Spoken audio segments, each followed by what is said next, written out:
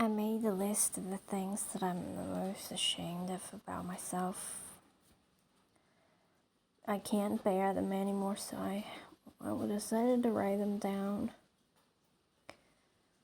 When I feel ashamed, I feel ugly. I feel like nobody's ever gonna really love me fully if they could see all of these things. I can't even love me.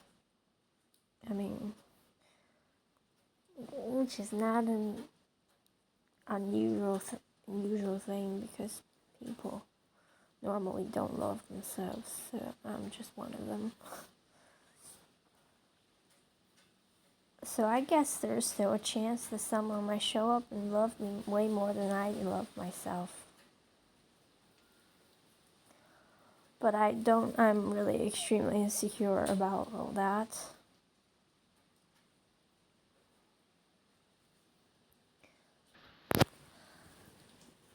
From the bottom of my whole being, I ask the universe for help because I have no idea how to do this, how to find peace in this, because I see myself in all of these and I feel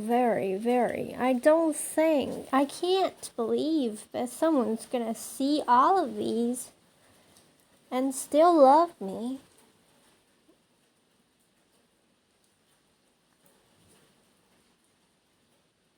Like,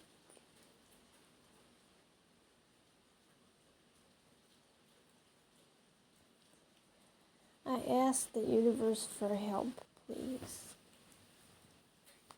Please help me. I can't believe it. Well, maybe I have never experienced, so I can't believe it. If I can experience it, maybe I would be able to believe it. I don't know. I'm so ashamed of these things.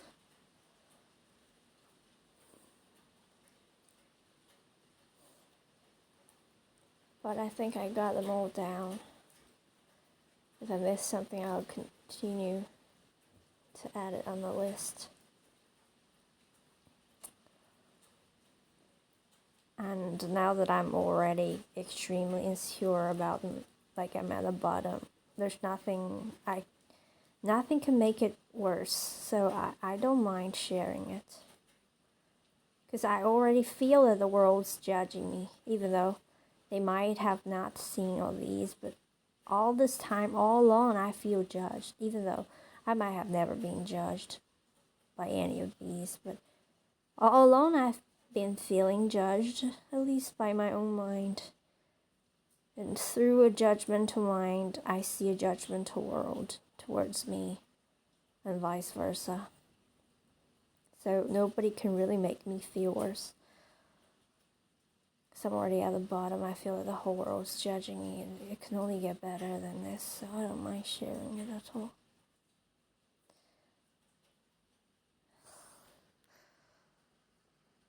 First, the way my face looks is always top of the list, but I didn't make the list in any order. I just write one down whenever one pops up in my mind, so it's not in any order. But yeah, the way my face looks, I can't ever take a selfie and just publish it or send it to anyone. That's not what I would do at all, because when I take a selfie, let's say I take one right now, when I don't even dare to look at my reflection in my black screen. The phone's screen's black. I can see my reflection and avoid looking at it because I feel it's just not good. It's not good. It's not good. And I can't talk myself into the other way. I need help with this, and divine help. And even when I'm asking for it, I feel I don't deserve it because of how filthy I am. I can't believe I'm saying it, but that's how I feel. I feel filthy because I am a filthy person.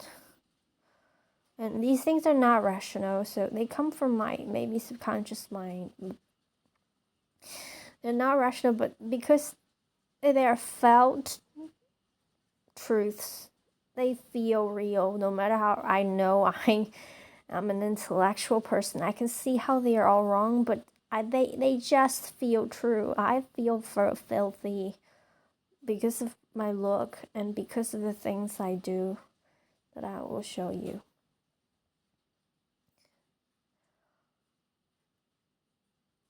I'm getting even really ashamed of going on the list right now.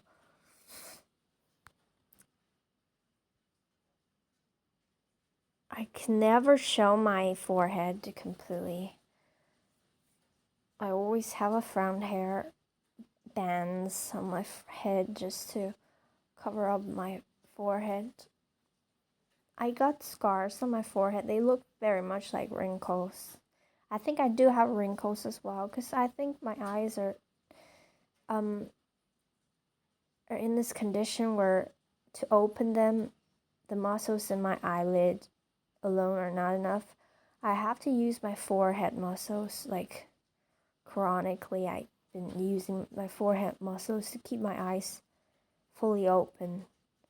So I think I have very small wrinkles, but they are not the biggest problems. They are still part of the problem, but together with the scars, these are very old scars. One I got from when I was 6 or 7, 6, I think. And it was a big thing. And it's been for almost 20 years. And it's still here because it was a big accident. Not big. In fact, I just hit my forehead on a sharp stone, and that day when I was rushing home, it felt almost like a destined incident. I don't know why it had happened. Maybe just to add to my challenge when it comes to my appearance. Because it really added to the challenge. I really want to get rid of it all along because it really makes me feel. They really look like wrinkles, especially when light is shed on me from above me, you know. You never want lights to be right above your head. It really magnifies all the flaws in your face, especially the wrinkles. In this case, it's just these scars. And my forehead, it looks big. My hairline high. Just, if I show my forehead, I think I look even older than my age. But if I cover it up, I look younger than my age. That's just how big of a difference it is. That's just through my eyes. That's how I feel. I don't know if it's true in a third person's point of view, but I think my judgments are pretty accurate. Because whenever I find someone attractive, what I realize is everybody would find them attractive. If I find someone not attractive, everybody would not find them attractive. Or maybe it's the former. The latter, I'm not sure. The former is almost always like that. If someone, like on the internet, if someone says, this picture, they look so attractive. This angle of their face looks so attractive. And then I look at that, I find that attractive just as well. So, you know, I think my judgments when it comes to appearance very, very, very, I wouldn't say accurate because it's not an objective thing. It's a collectively subjective thing. So, like, people would agree with me about my judgments of myself. That's what I think, what I believe. So, yeah, I feel very embarrassed. I never would show my forehead, but you know, I don't really care these days or where I live here because people here, they are old, mostly old people. I don't care. I sometimes, because the wind here very strong, they blow out my hair and my forehead almost all the time shown, and because of the wind, my front hair gets dirty somehow very quickly. Just like clutch. What's the word? Like becomes what's the word? You know, the bands you have. When they're clean, they're loose and separated, and they're evenly spread. And when I go out for a while, the wind blows and they get into chunks. They look oily. But I don't care these days. But still, it doesn't mean that I don't feel insecure about it anymore. I feel insecure, but I don't care. Like, I still do feel insecure if someone, like, the opposite sex walks towards me, I would feel insecure, but I don't care. Like I wouldn't do anything about it, but the insecurity is there. And yeah, if they give me a look, I'd feel it's because, or if they, they look at me for just a millisecond and they look away, I know, like, in their mind is saying, she's not pretty, she's not attractive, or she's ugly, she's average looking, she's below average looking, whatever. And I feel like that makes me kind of filthy, that I am not physically attractive. I don't know how to get over that. Because when I look at people that are attractive, I find them cleaner than me. It's just a very subconscious thing. I wouldn't say subconscious. I'm 100% conscious of it. It's very irrational. And now I'm over-explaining myself because I feel filthy for saying all these, for holding this feel that I choose to, but I can't. I automatically find physical appearance important. I want it to stop. I want to turn it off. If there's a switch in me, I want to turn it off. It's really a torture. Throughout my life, it all started when I was 6. When I was 6, I had a best friend, and I found her really pretty. And I found myself not pretty. And I found all the other girlfriends that I had back then prettier than me, and they all were more popular than me somehow. But it was not an outstanding problem in me. Like, when I was just a kid, I never realized it wasn't much of a problem. I wasn't all the time conscious about my look. Just very, very occasionally, not often at all. And that's it. That's about my face. I think I don't like any of my facial features. I don't like my eyebrows. I don't like my eyes. Maybe my eyes are fine in some. From the frown from the side, they look terrible because I've been wearing glasses, so my eyeballs literally bulging outwards. I think like the goldfish. I've been wearing glasses for not more than a decade. And my nose, I think, the head of my nose, the tip is large. Not large, just bigger than it would look nice to be. And my lips, they're thin and small. If there's one thing I like the shape of my face. I think it's really nice. It's exquisite. But, if you don't have great facial features, there's no good having a shape of the face pretty. And it's also, I feel really, really uncomfortable saying this because that makes me sound extremely shallow. And the thing is, I can't turn it off. I can't turn this off. I ask from the bottom of my being, from the core of my soul, I ask for help for this thing. It's been bothering me all my life. I want it off me. Please. I don't want to look at me or anyone anymore through these lenses. I don't want to hear any more judgments about me and other people. About appearance. Please help me. Thank you. I would die for that freedom.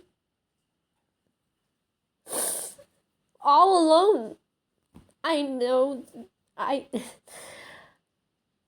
am a profound person. I am 100% always aware of the shallowness, the sheer superficiality of this. And at the same time, it coexists in me. And I can't turn it off. What can I do? If it doesn't bother me, it's okay. But the thing is, it judges me. It makes me feel ugly. It makes me feel ugly judging other people's appearance all the time. Automatically. And it makes other people look ugly in my eyes. And it's only some prettier than them. Oh God, help me. I need your help. I need some divine help, please. Oh God. Please. This would be one of the reasons I want to die. I know when you die, you get freedom. You become free from all of this physical conditioning. I know it. I've watched enough near-death experience. I don't even have to watch them. I know it. I knew it before I got into spirituality. I knew I would have clarity if I just die. But, don't worry. I won't. I don't think I will kill myself. Because during the most depressed years of my life, even when I had a suicide plan, I didn't carry it out. These days, I'm okay. I am not at the verge of any breakdown. That is that persistent, that's profound, that pushed me literally to really commit suicide. That's really far from me. I don't think I will ever do it. And I don't think the universe would let me. Because I feel like it's not going to happen. Even though I really don't give a damn about life. And the side of my face, when you look at from sideways, it looks worse. It looks like, again, flat. With no depth. I don't know, with no curves. It's just a flat face. And it's just flat. It looks just weird. And with my eyes kind of bulky. And the black of my eyes, they're small. The white, large. So I think I look just weird when I look upwards, which shows more of the white of my eyes. I look more weird and not pretty, not good looking, not attractive, which I desire to be. I guess for a complex or a simple reason, I want to be loved. Which is again an irrational thing, because I know that love is unconditional. At least I know it. I know it in all levels, not just intellectually. I know it has to be that way, but at the same time, I want to look attractive because I want to be loved. Because I guess maybe it's not just about love, or it is about love, but it's not about unconditional love. I want attention. I want care. I want kindness from people that they can give more easily to people that look more attractive. I am very rational at the same time. The mind is not irrational. That's one thing I know. It does everything for a reason, and a solid reason. When you see it at a proper angle. And this one thing that I've been doing for years, like the inside of the walls of my mouth would peel and it's ultra satisfying to peel it. And I would chew it and I would eat it, and I feel so filthy when I do it because and I would not just use my teeth, I would use my fingers. Sometimes because you can't really get them with your teeth because your teeth aren't that flexible. You have to use your fingers. I have to use my fingers. I know I'm not the only one doing this. And sometimes it would bleed, but it won't stop me from doing it because it feels so good when you peel down a large peel, and then when you chew it, oh god, I feel so much ugliness right now.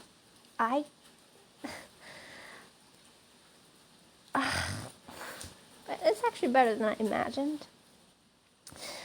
I never dared to let anyone I know that I do this. They don't know I do it at all. I will not let them know it.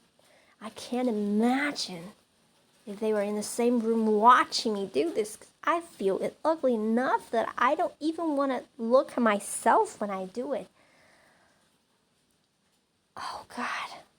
I do it not every single day, less regularly than before. Sometimes I would forget to do it and it would heal, but it wouldn't heal because it happens ultimately, and mostly because I just read recently, is because I'm a little allergic to this one thing in the toothpaste. That is an effective cleaner, an effective of, what's the word? What's going on outside? I hear some noises. It's really late. It's not supposed to be any noises outside. I hear a lot of people outside, but there's also rain. I hope there's nothing bad happening out there.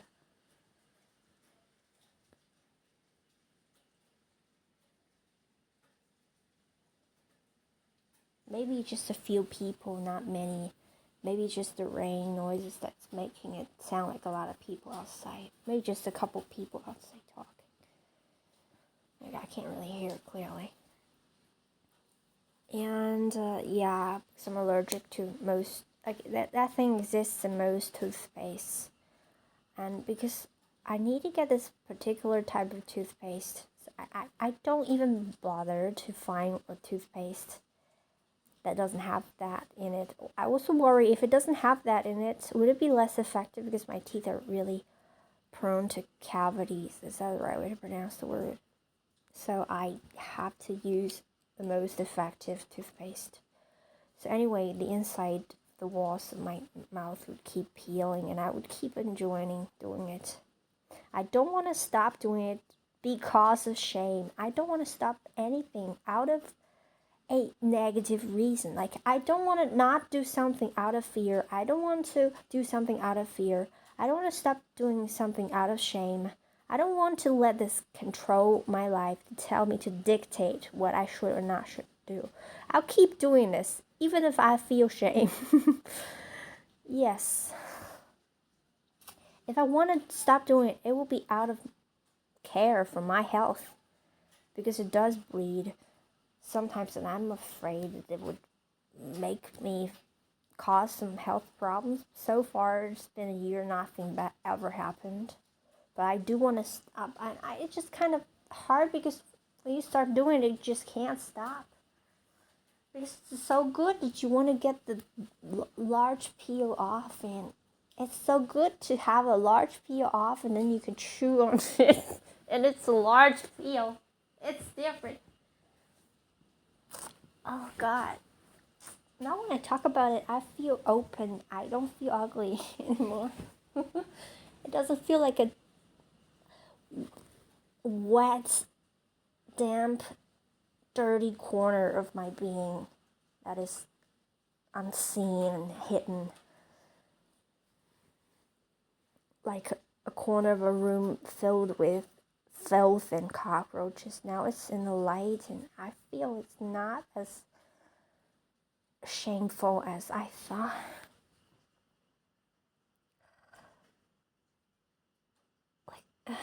But because I judge myself. Okay, one thing is everything that I judge myself harshly, everything that I feel ashamed of, if I judge other people equally, like if I saw somebody do this thing, I would judge and I would feel extremely embarrassed. If I watch someone do this in front of me, I feel so embarrassed for them. I feel like it's filthy again. It's so filthy. Stop doing that. Filthy, filthy, filthy, shameful, filthy. And help me, universe. I want to live without this. Okay, let's move on the list. I pick my nose and I enjoy it when I find something in there. I do it every day. Not maybe, I don't know if every day. I just do whenever I have nothing to do. Whatever I think of doing it, which is pretty random. Mostly when I'm not, I don't know, I have no idea. It's not a regular thing. It's an irregular habit. I just do it whenever I think of. Do it when my hands are empty, when I'm maybe watching a movie that is not so engaging. Yeah, like just now I kept doing it. The whole movie I've been doing stuff. Scratching, picking, squeezing, you know. And I really enjoy it when I find something. And I pick my ears with tiny spoons, like they're made for doing this, for picking your ears. And again, I enjoy it. When I don't have that tool, I would get a pen and I would take out the inside of the pen. I don't know what it's called. And I would use that because it would be thin enough.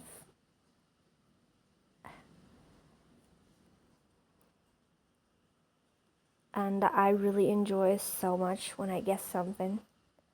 And I feel so ashamed when I do it.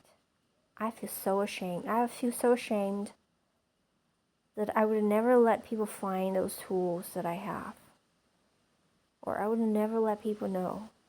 Oh my God, I can't even imagine if they saw them. And if they're dirty, if they have something on them. It would crush me. I feel if they saw one of the tools I've used, no matter if it's a pen or a little spoon, and if it's dirty with like ear wax on it, I can't imagine how much shame I would go through. I can't imagine right now how much shame I would go through. How embarrassed I would feel, extremely embarrassed, crashing down, collapsing. But I feel like they would find me disgusting, but I know it's just me. You know, I'm an intellectual person. I can see what is the line between rational and irrational. I can see it's all me. They might feel complete nothing because I feel incredibly ashamed. I just feel like there's no doubt that they will feel that I am shameful if they saw these things of me. But now when I talk about them, actually, they don't feel as bad as I thought. And yeah, I have a layer of fat on my belly. It's there. My limbs are skinny. This is the only place where I have fat. I don't have fat anywhere else on my body. In fact, I just realized that. Maybe at the just the hair on my belly. That's the only place I have fat on my body.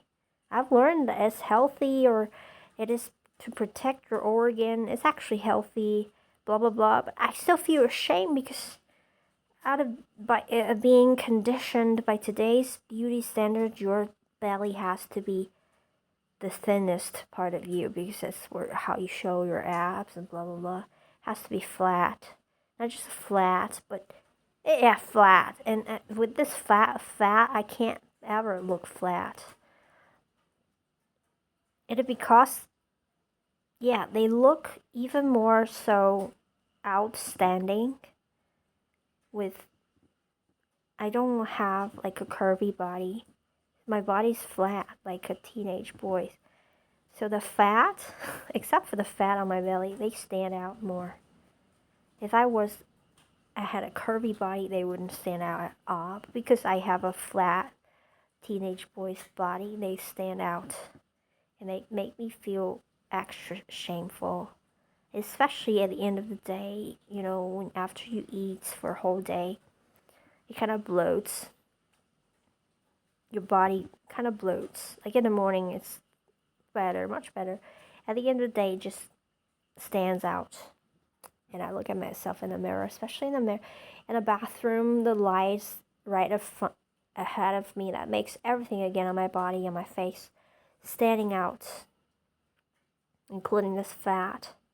If the light came from a different angle, it would look different. But because it comes from the top or from the front, it looks just outstanding. And I feel ashamed because I am a skinny person. I'm supposed to look skinny. My belly's especially supposed to look skinny, but I'm a skinny person with belly fat. That's just not standable. Oh God. Help me. Help me. Help, please. I ask for help. And I know you will help me. Alright. Not God, but universe, spirits, my friends, my invisible friends, which makes me sound like an idiot. But I'm saying it. Help me, please. Because I got no way. My feet. I think my feet, because they are very skinny, and because I wear sandals for all year round here because it's just hot, so they got now tan marks on them, and that makes my feet kind of look dirty and old, and because they are so skinny, the tracks of the bones make my feet look like as if they're wrinkled, and they just look not young, not youthful, not attractive in any way. They just look like mid-aged women's old feet, whatever that means. I'm not even a woman, but I just sometimes feel ashamed of my feet. One thing I need to add on the list is my hairs. I got long hairs on my toes and fingers. And if not on my legs, I don't know. On my legs, I think on my legs as well, because they don't stand out on my legs. But on my toes, they're long, very long, like 1 centimeter long. More than 1 centimeter long, and they're black. Alright. Yeah.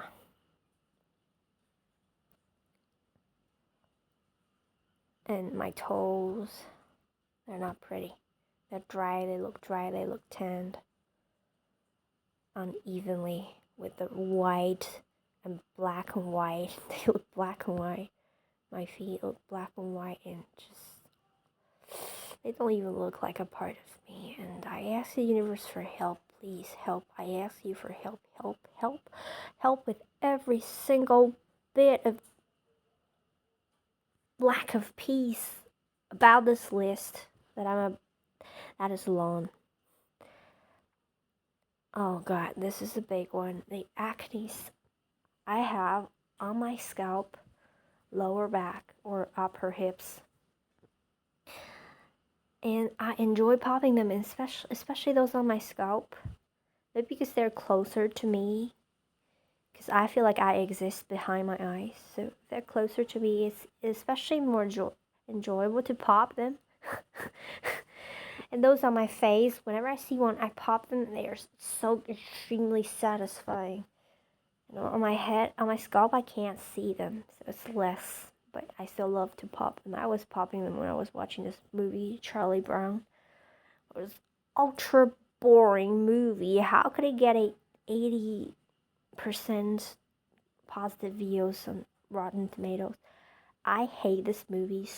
Okay, I don't hate it because the ending is good, but the whole movie is trash. It's trash. It's just there to upset you, except for the end. And the end is so cliche, even if it's good. But because of the end, I can't hate the movie.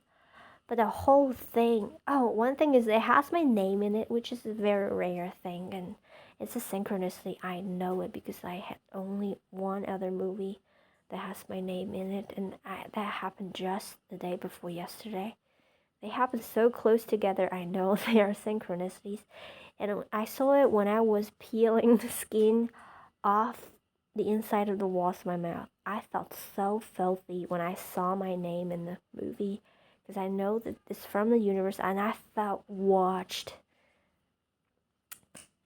And I felt like they are watching me doing this to my mouth, peeling, doing the most filthy thing that I find myself doing all day, every day. And damn it, I just felt, oh my God, I felt filthy, I felt ugly. I felt ugly, I felt filthy. Help me, universe. And even because I feel filthy, when I ask for help, I feel like I'm too filthy. They are not going to help me, or I don't deserve help. But I ask for help, Please help me. My rationality asks for help.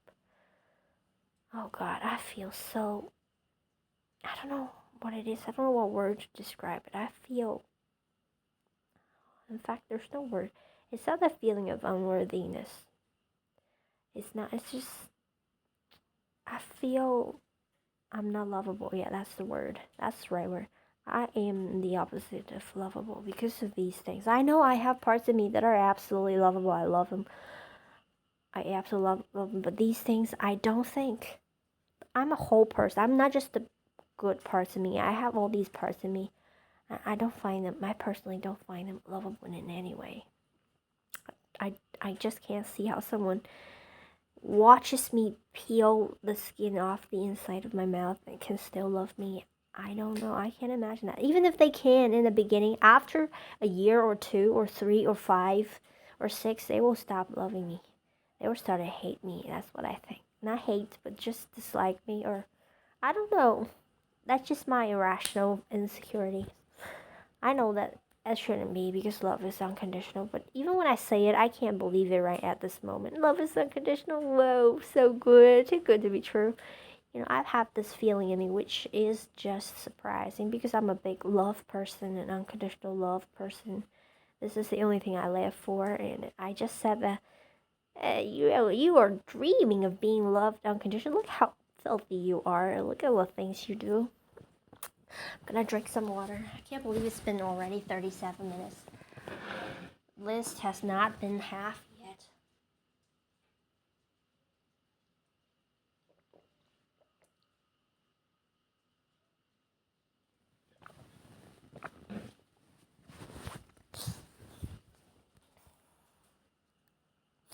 And I have a lot of acne marks and active acnes on the lower back or upper hips. Around the line between my back and my hips, this large area has many marks, dark marks, and red active acnes. And I am not super, but still ashamed of them. And I have many on my back as well, but they're concentrated around this area. And I think it's because I sit all day, but I'm not sure. But I don't know, I don't remember, I don't really observe my body all the time. I don't know why they come up there. I don't know if they have always been like that. Maybe I found out about them only because in this apartment, all the apartments in this neighborhood, in this place where I've been living, they all come with a large mirror, all of them. So I get to observe my body more. Especially in my apartment, a whole wall is a mirror. And so I get to watch myself in all angles and see all the ugliness that I used to not see, including these acnes and my belly fat that I was not so conscious of before this point in my life. Like 2 years ago, which is before I moved here, I was not so aware of my belly fat.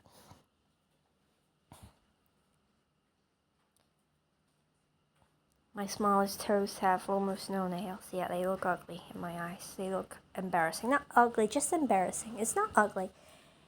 It's not just literally ugly, just embarrassing. I just feel ashamed. They look just embarrassing. They're so embarrassed. Like, they're not acceptable. Not that they're not acceptable. They are there, yeah, and I feel embarrassed by them.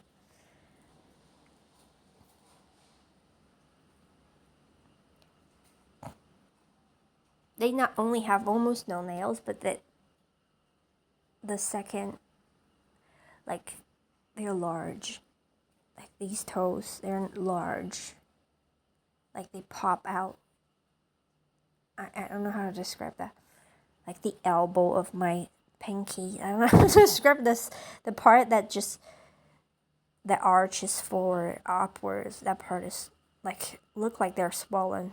But I think it's a callus, or callus from the shoes over the decades that I have been wearing shoes, but these days I don't wear shoes, so. But they are not going down. I think they're gonna come with me forever because they've been formed throughout the decades. I don't think they're ever gonna go down. They look like they are swollen, and the nails are extremely small. Like, if I cut them short, you can barely see the nails on these two toes. Pinkies. Okay. There's one of my teeth that's on the upper right. I think it's exactly because it's on the upper side of my mouth. That's why they used the color black. I'm not aware when they used it. They did not ask me. They did not ask. I don't know. They just didn't ask. Maybe they did it.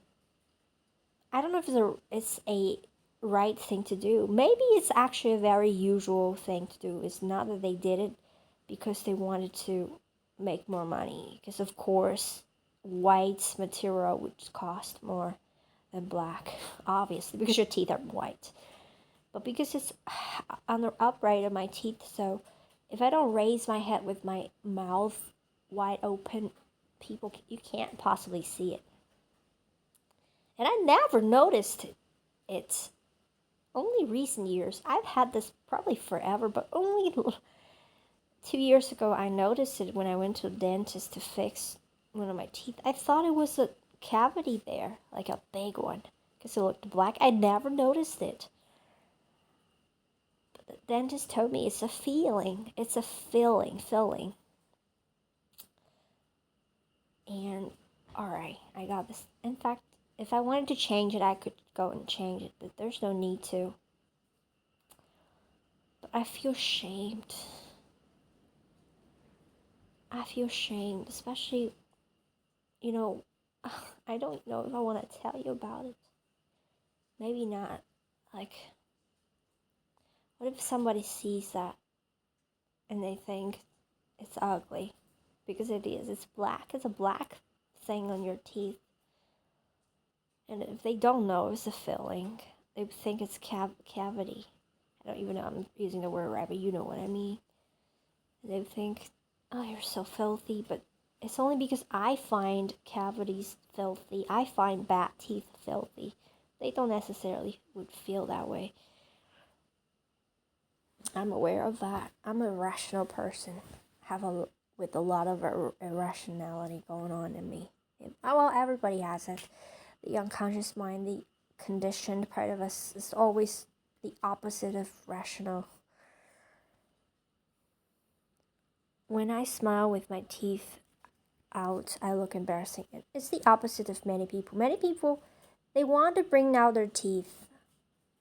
Especially my teeth are good looking, but if I smile with them out, I look like an idiot. I look like I have 0 IQ. That's what I feel. Not 0 IQ. I have below average IQ. If I smile, if I laugh with my teeth out, that's how I feel I look. Because I can tell you the reasons why. Because there are no gaps between the sides of my teeth and the sides of my lips. For people that look smart and attractive when they smile with their teeth out, they have those 2 holes the gaps, dark gaps between the sides of their teeth and the sides of their mouth. That's what makes a smile attractive. I know it because I learned it from a video, which I should have never watched, to be fair. But back then I was into makeup and stuff. I watched a lot of videos about appearance. And so that's how I learned why I look stupid when I smile with my teeth out.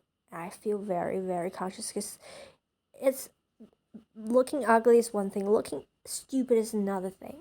I am so scared of looking stupid, even though no one has ever caught me stupid ever, except for my mother. But when she said those, I never took it seriously. I never thought it would impact me. Now I don't even know if that's what made me so conscious of it, or I think it's not. I think it's because of the intelligence worshipping thing that's not only in my country but all over the world, you know.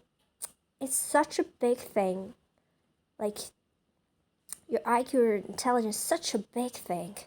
Look at how the world is completely controlled, under control of by the academic world. In the academic world, it's all about intelligence. It's about nothing else other than intelligence. Intelligence, intelligence, intelligence. If you're intelligent, you get good grades, you get into good universities. In fact, some universities have to test your your IQ before they can take you in. And I know they are all shallow, stupid bullshit. But at the same time, again, it's just like appearance. My mind is conditioned to know that this is the most admirable thing. So it's attractive, it's appealing. I need not to look stupid. Otherwise, I am rejected, despised by society. I guess that's this irrational fear that's fueling this insecurity of looking stupid. So it's such a big thing. I can't smile with my teeth out. But you know, I have this insecurity, but I do it anyways. Even though I get self-conscious, I feel insecure. It doesn't mean that every time I smile, I make sure I don't show my teeth at all. I still do it, but you know, I still get insecure. And I ask the universe again for help, help, help, help, help. And yeah, because I have very oily skin, especially on my face, my head, and I think my back. And that makes all the things that touch me directly for long periods of time, every day, yellow, out of grease, including my glasses. If I wear hats, I don't. If I wore hats, they would be all yellow. My pillow's yellow with the yellow marks. Uneven yellow marks on a mattress as well. And another thing I feel ashamed of is I don't want to spend money to buy a mattress protector. Well, because I already have made it dirty before I realized that I actually should have bought a mattress protector. But now it's already dirty. So, and I don't think they will find out. That's one thing. They will not find out because when my tenancy ends, I will cover the mattress with the original mattress protector. If the mattress protector, I'm using it as a cover now because it's thin and it's hot here, and I can't use the blankets. If the mattress protector, I don't think it gets dirty because it doesn't go underneath me. It's over me, so it doesn't get my oil stains. So if I use it to cover it, if it's really dirty, I will buy new ones because I can't let them find out. Otherwise, I don't know how much they're going to charge. They will not find out. I know, because they are not going to check everything, like details, like they're not. And And I feel ashamed how I take advantage of situations, not people, but situations, out of my financial insecurity, which is a very common thing for my situation. Anyone in my situation would get insanely insecure financially. I am not insanely insecure, but I am insecure. Of course, anyone in my situation would be.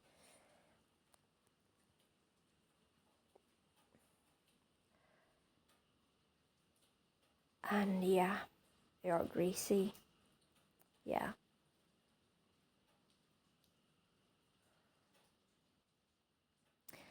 Yeah, how I would get refunds for things that I buy online, not out of 100% honesty.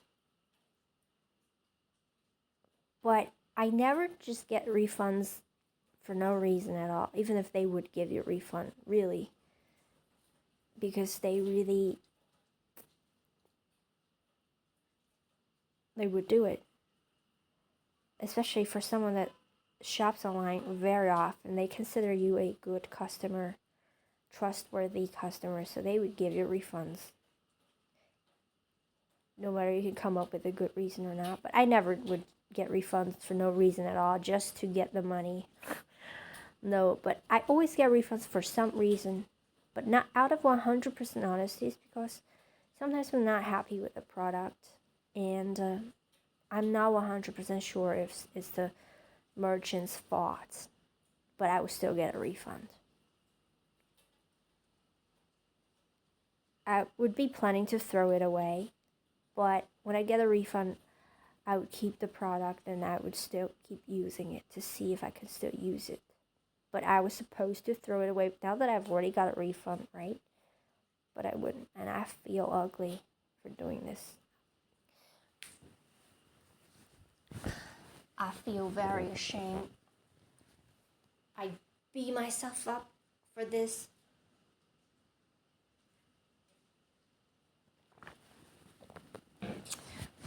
Like the last time, which was just yesterday, or the day before yesterday, I got this food. It should come with ice, because it's supposed to be frozen food, stored frozen. But when I received it, the ice already melted, although they were still cold, but all melted. And I thought it was fine. That was not when I wanted to get a refund. But I took pictures of the ice bags before I threw them away, in case that I needed a refund.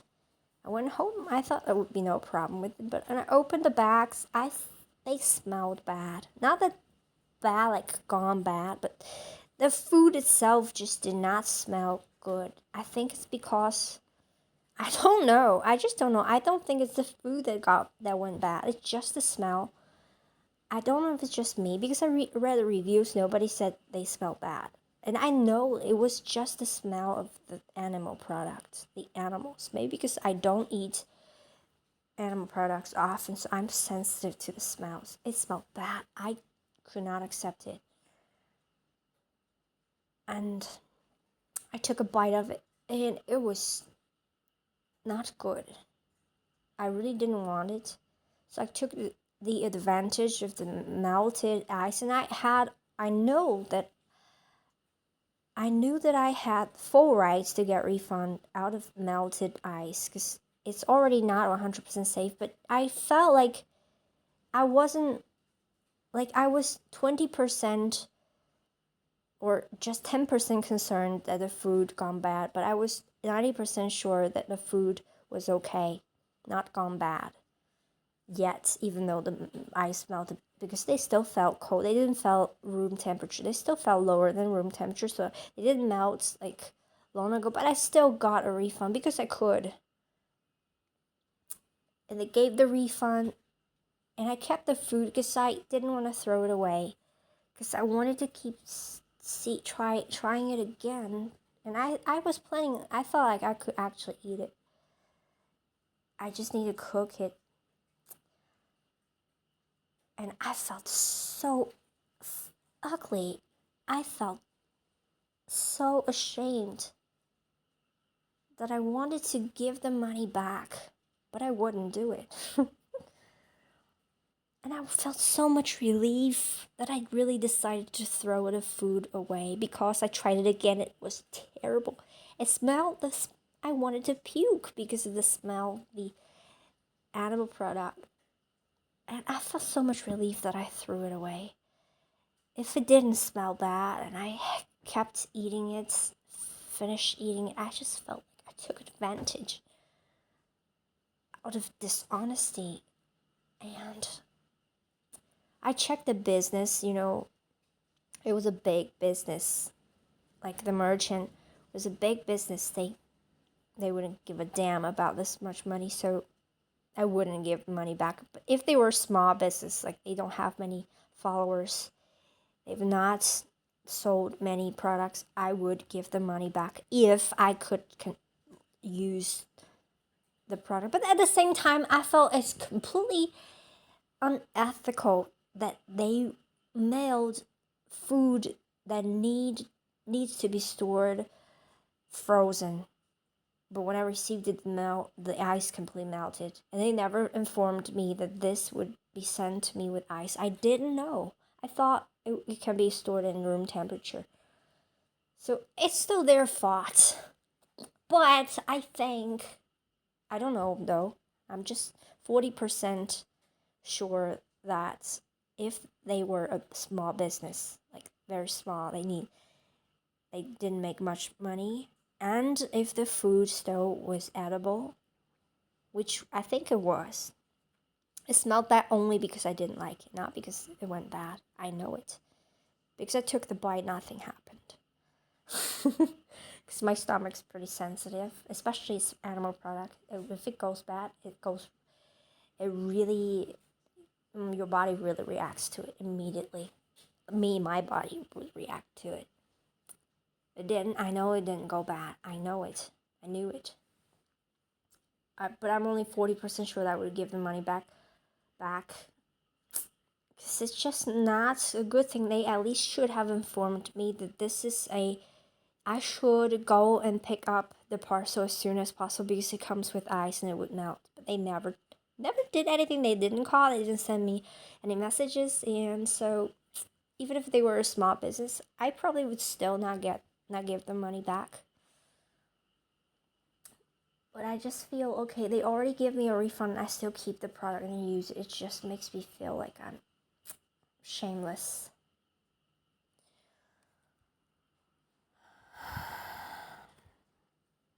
And I just feel I can take advantage of big businesses.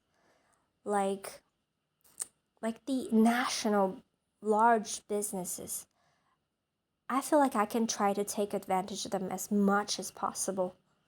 But at the same time, I feel I shouldn't. Because it's still dishonesty. But at the same time, I feel like they get so much money. They are like a top of the food chain. I should take advantage of them, especially if I'm in a financial insecure situation. I should.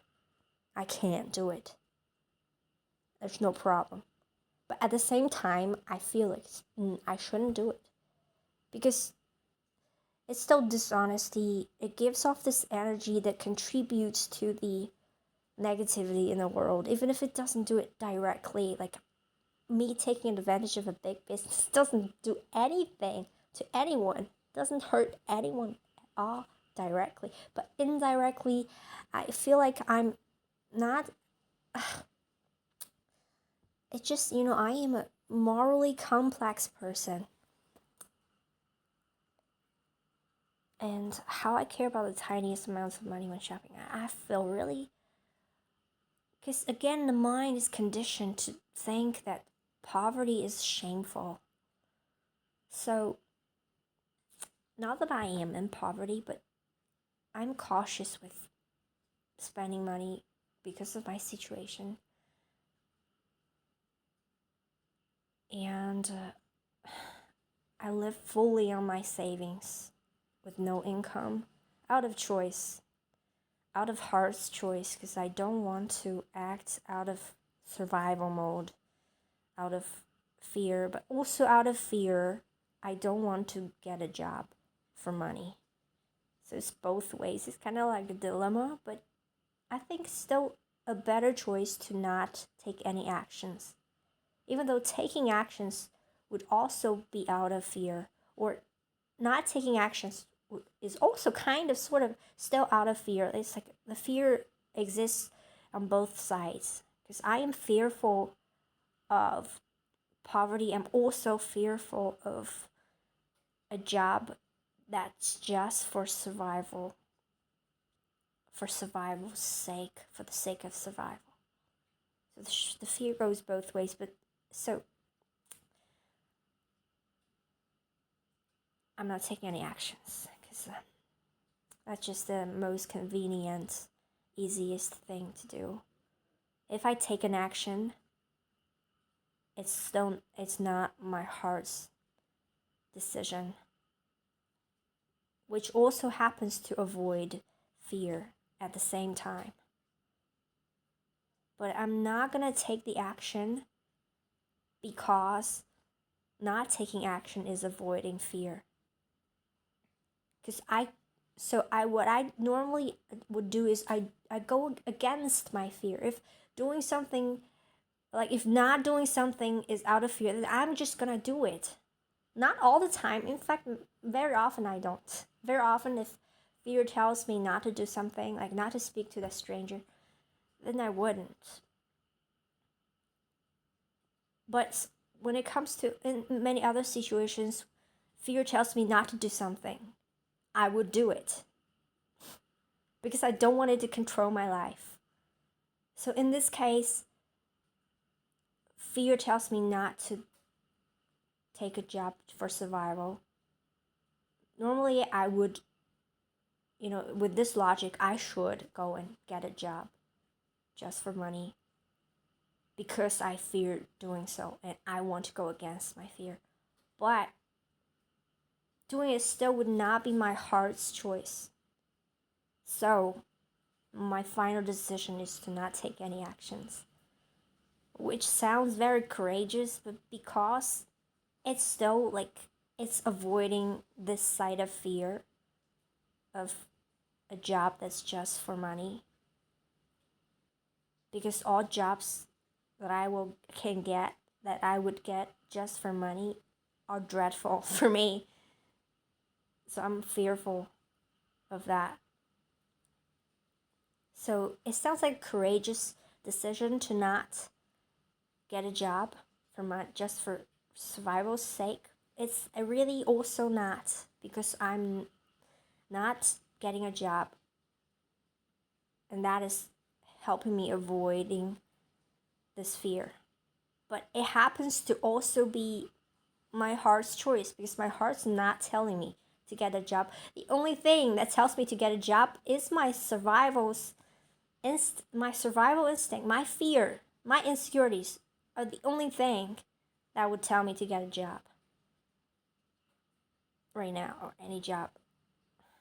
Because I'm not drawn to anything, any vocation, anything. Oh my god, I so admire myself now because it is a courageous thing. It's not courageous for me because life is not important at all. I don't give a damn about survival. I either thrive, or I die. I don't survive.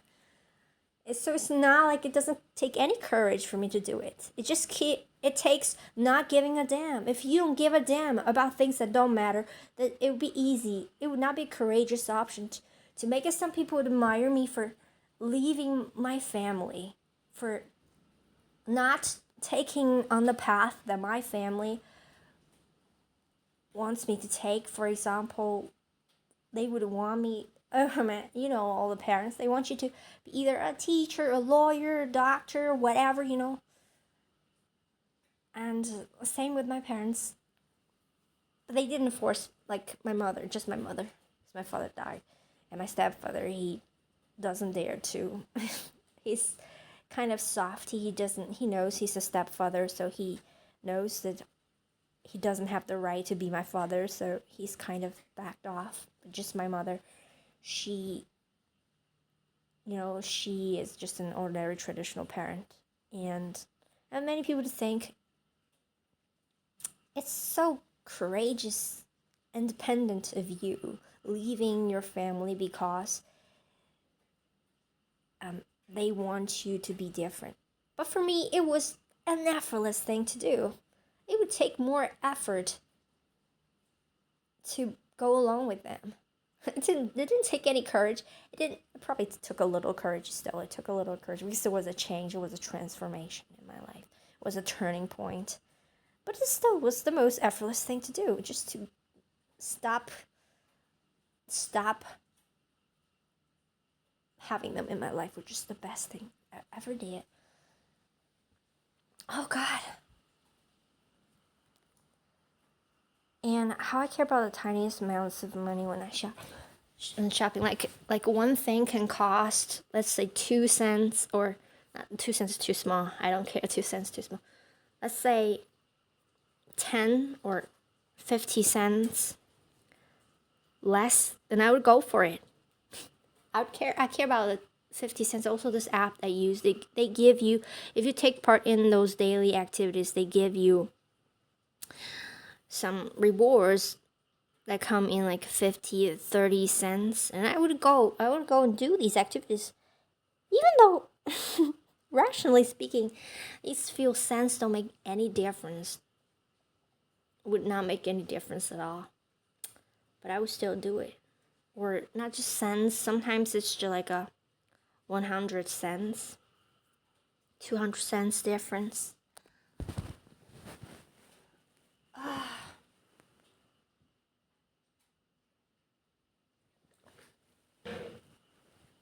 It's still a difference for me, but sometimes I just spend my money.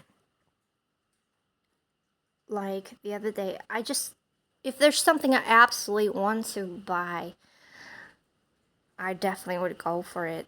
I wouldn't hold it back, because that's what money's for. Money's for things that are necessary, no matter it's just daily groceries or it's actually things that are spiritually. Like, I got my instrument, like my ukulele, without hesitation. It's an instrument, it costs, but I knew that I wanted it. I needed it, even if it was not necessary. Without it, I wouldn't die. It's not like food, right? It's not essential, but I got it. It was essential for me. Like, my idea of, I'm a very spiritual person. I am very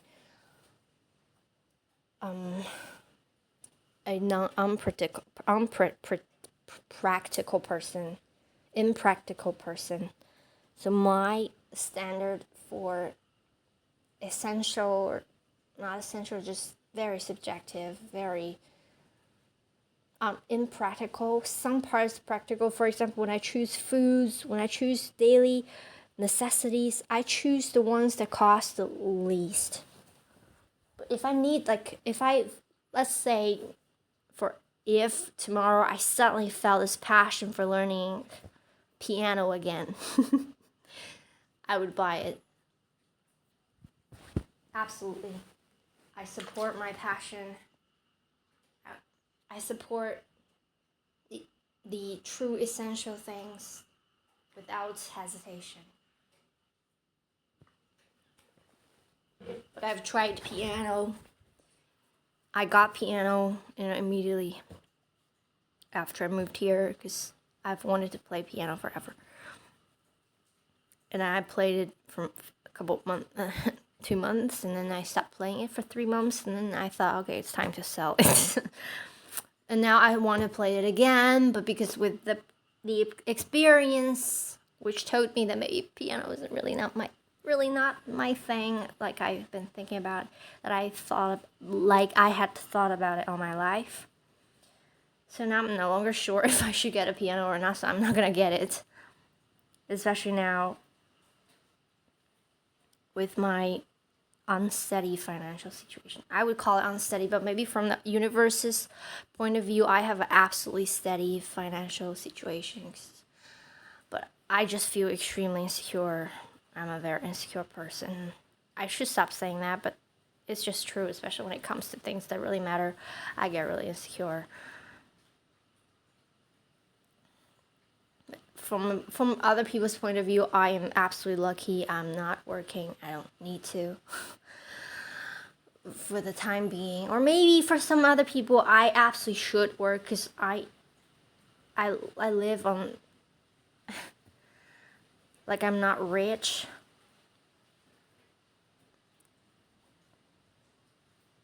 Like, I have just enough, maybe, hopefully, to last for a couple more years. Just a couple, at most, a couple of years. It has lasted for a couple of years already. But I don't want to give up one more thought about finding a job just for money. It starts to, like, in the beginning of this, it was more tempting than now. But now it just started to get more and more unbearable to think about it. More and more unacceptable. I can't possibly get a job just for money. It's just not gonna happen. If I starve to death, it means I'll kill myself before that happens, because first of all, I don't give a damn about my life or life in general, because there's nothing I'm attached to. I have no one in my life. If I die, maybe no one even would know. Not even my family would know. I'm not attached to anything in this physical world. I have no pets. And I have no possessions that I'm attached to. Not at all. So, I don't feel like I'm attached to anything. So I'm totally open for death. Death and life, they're all equal in my eyes. Or actually, death feels more appealing to me. Like, not that I wouldn't take actions to move towards death. Like, I wouldn't hurt myself.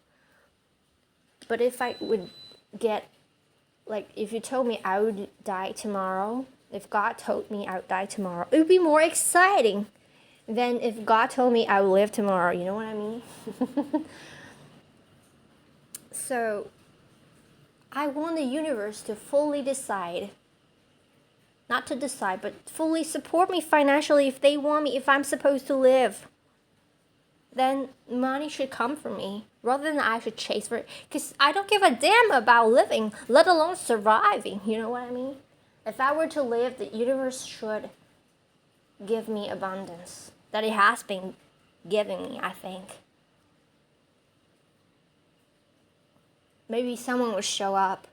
Something will show up. And that will not be a job just for money, but a job, not a job, but something that I would long to do. That's my heart's desire. And money would just be a side effect, a side product of it, rather than a purpose of doing it. Or maybe someone will show up, someone significant will show up in my life and support me financially. And so I will never need to work. I really think it's absolutely not at all my responsibility to keep myself surviving.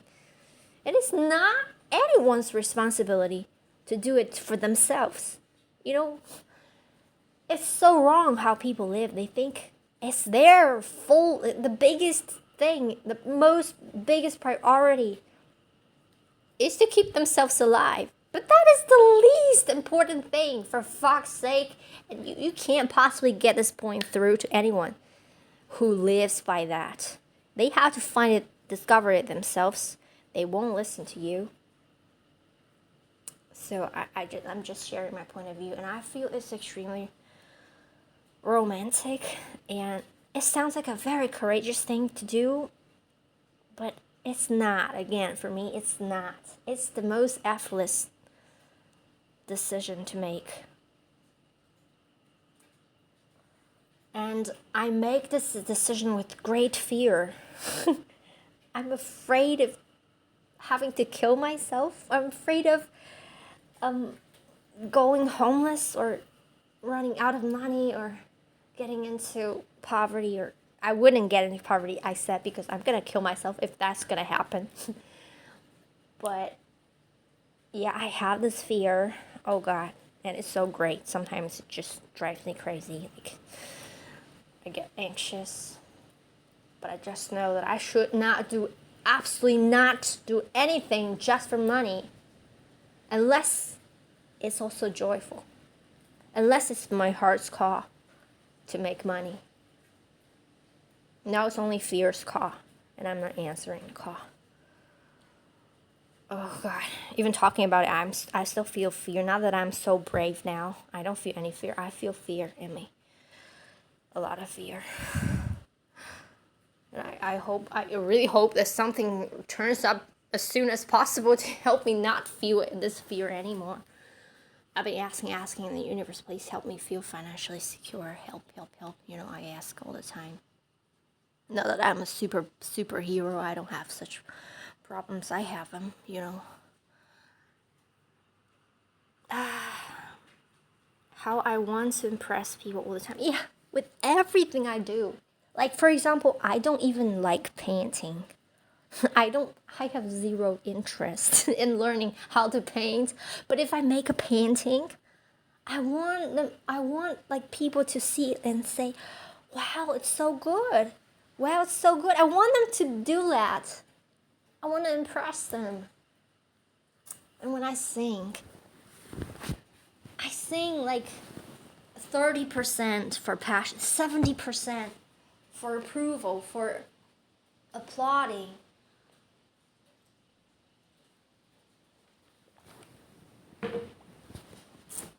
Which makes singing really not enjoyable for me.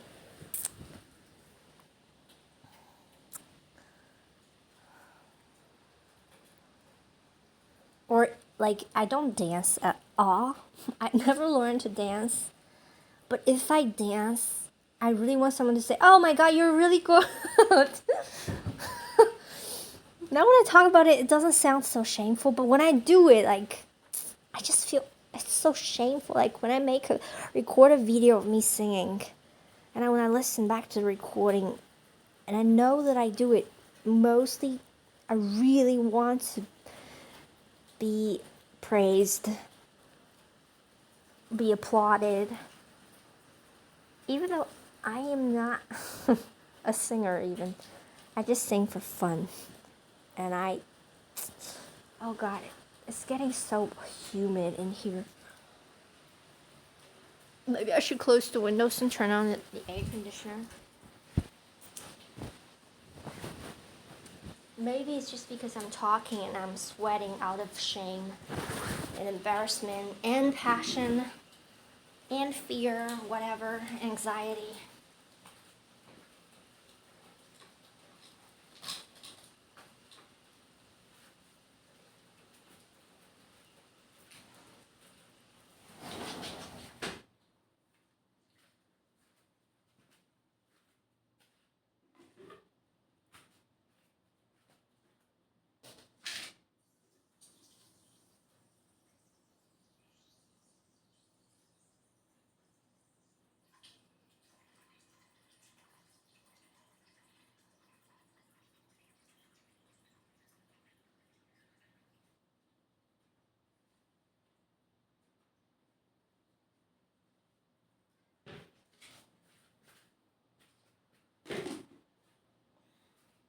It feels so good.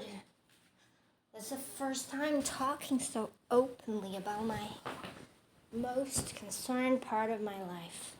I have never shared any of these before openly. I've shared them obscurely because I was afraid, but it feels good to share everything, and I really don't want many people to find this video.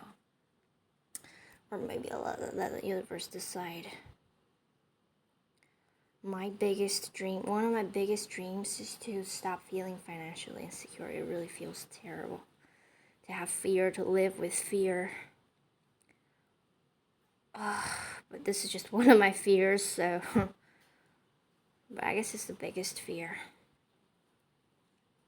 But it does make me sound like so courageous, living with such great fear, still making the current choices that I make. But again, I want to say that I'm doing this against this fear, but also for the other fear, the fear of having a job, of working a job just for money. That's another fear. That's probably maybe less great, but still very great. Like big.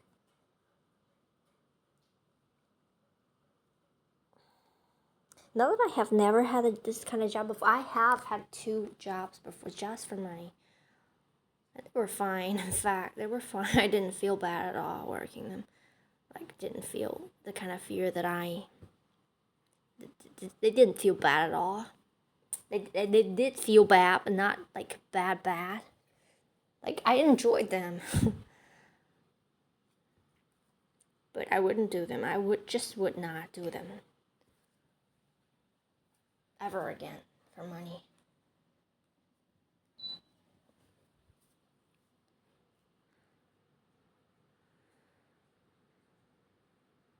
Yeah, I more than often love to be listened to. Way more than I'd like to listen. Like when I meet someone on internet, oh my god, I don't want to listen to them. Unless they say something really interesting. I guess the only reason why I don't want to listen to people because they tell me things that are just not intriguing, not profound, just bland things, parts of their life, like how their day has been, how they talked about this, how what happened at their job, blah, blah. Ugh. I don't want to hear about that. At the same time, I want to share my trivial things happened to me today. But what I do know is when I meet someone that I find that I'm drawn to, oh my god, I want to listen to them. So this thing is not 100% sure. I say at least for now. Because right now, I don't have anyone in my life that makes me feel like I want to know everything about you so eagerly. Because it happened to me, like when I had a crush on someone, I wanted to know everything about them. I kept asking them questions. I was so intrigued in a way. I got super curious. I couldn't wait to hear more. And so I think it's not. But for most people, I don't want to listen to them. They don't tell me anything. I don't want to listen. They're just not. It's not that I don't want to listen, but I want to be listened more.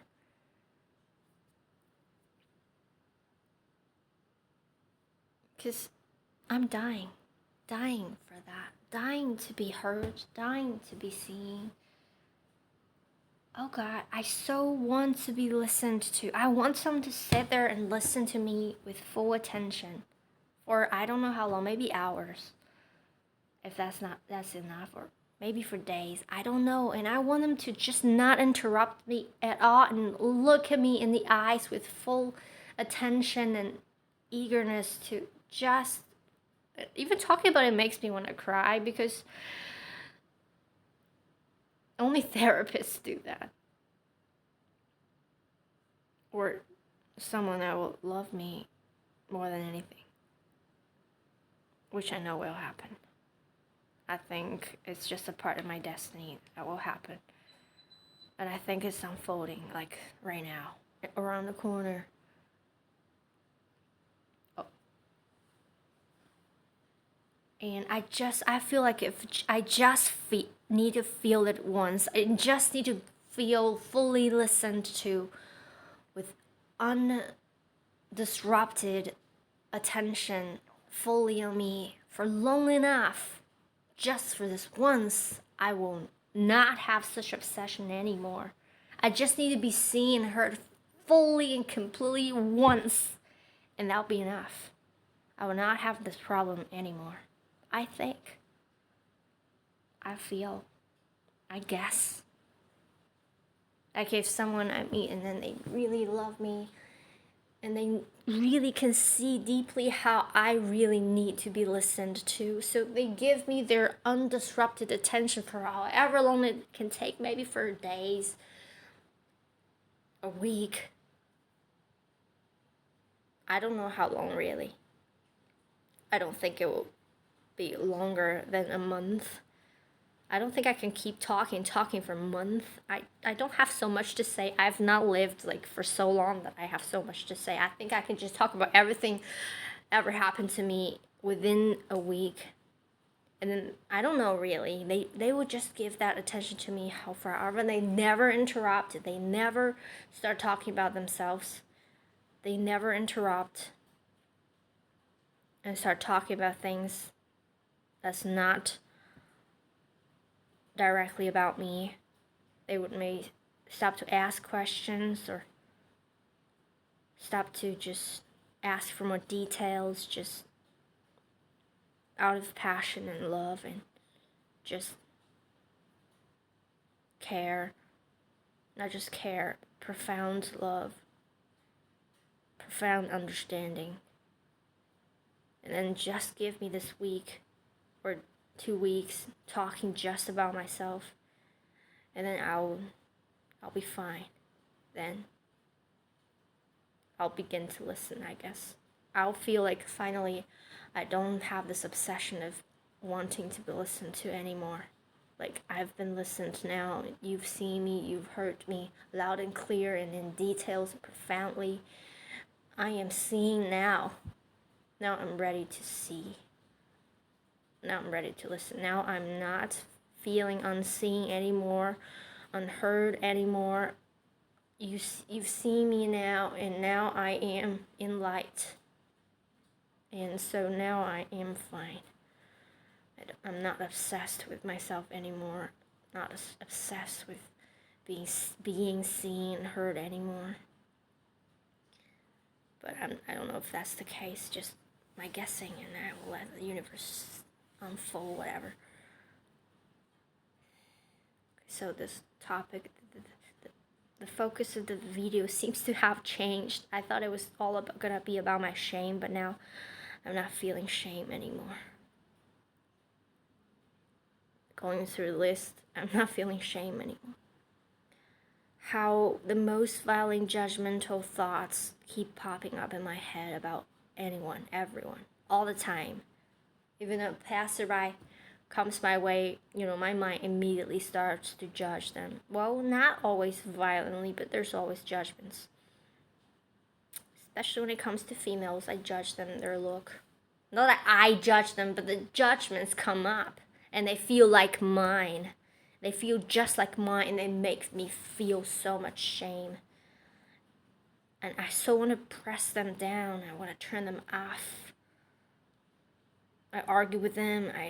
Please shut up. They just come up. Her legs are so thick. She would look better with her hair this way. I mean, her hair's so ugly. She's ugly. She's bitchy. Look at her. She has done her face. She has done her boobs. She's trying to be a slut. Look at her dress. Oh, God.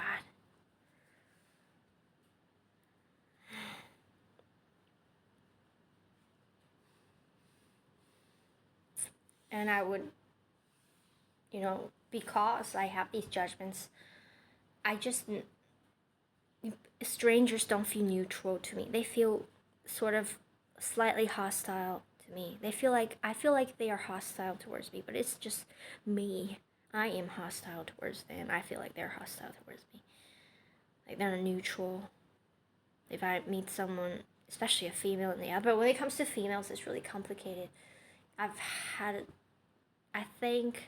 I know the reason why I have such a problem with females, because the people that have hurt me in my life, they're all females. Not all, but most of them are females. I used to be beat up by my grandma when I was 6. She started to beat me. I started to get beaten. Sorry, if it upsets you, it was not abuse, intentional abuse. It was just discipline. It's a thing for my generation, like 20 years ago. People from my generation, they get beaten in my country. It's a very common, usual thing. It's not Okay, I know, no violence should ever be used. Ever. Not even just for children, but for anyone in the world. No one should be treated with violence for any reason. It's not an okay thing, but it's not acceptable, but it was normal. It was usual. It was everywhere in every family. Not literally every family, but I think most family, maybe not most, more than half. I think more than half, because I go onto the internet, I I see how people talk about this kind of experiences as if they were jokes. They take them as if they are acceptable, they are expected, blah blah blah, and it's sad. But yeah, so only females have beaten me. My grandma, my mother. My mother never beat me, and after I moved back in with her after I turned 9, she never beat me again. But I've heard, my grandma told me, my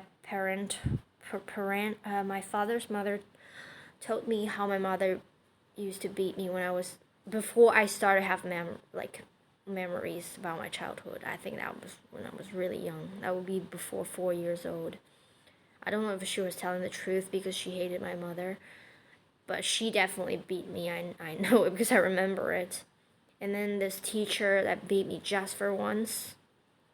But I remember, that's the one thing I remember crystal clear. That's my most clear memory about being beaten. Again, it was discipline. It was not intentional abuse. It's still abuse, I know. But it was not like doing it just to abuse me. It was just discipline. It's just a part of this corrupted culture. I'm all against violence when it comes to anything. There shouldn't be any violence. And yeah, she is a female, and all the males, I've never been beaten by males, except for when I was a kid. Another kid beat me, not beat me, but scratched my face. It was a little boy. It was younger than me, probably 3 years old. I don't know, 4, 3. And it was, I don't think it traumatized me, but now when I look back at the memory, it looked really scary, but I don't think it traumatized me. He had long nails, and I think he scratched my face, but I don't remember what happened next. And I just feel like all the males in my life, they have treated me with much more acceptance, kindness, tolerance. Like my father, like this teacher I had in elementary school, I mean, he adored me because I was one of the top students, and my English teacher. The only female that loved me was my English teacher from high school.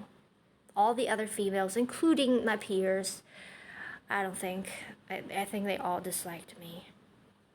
I don't know, for different reasons. So I have a thing with females. I'm not comfortable with them.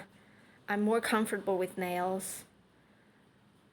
So, and that's one reason. Another reason is I happen to be a female, and all the appearance anxiety are all most concentrated among females, of course, obviously, common sense. So my mind would judge females much more when it comes to appearance. The two things combined together, I'm just very uncomfortable. Not necessarily uncomfortable, but much less comfortable with females than with males. Because when I have judgments against someone, I want to stay away from them. Because I feel like I'm so embarrassed, ashamed of these judgments in my head. But I think actually the main reason, or maybe the biggest reason, or the only reason I feel not comfortable with females is because of the first reason I told you. Because all the females I've had in my life, they were not kind. Except for my high school English teacher. They were not gentle, they were not tolerant.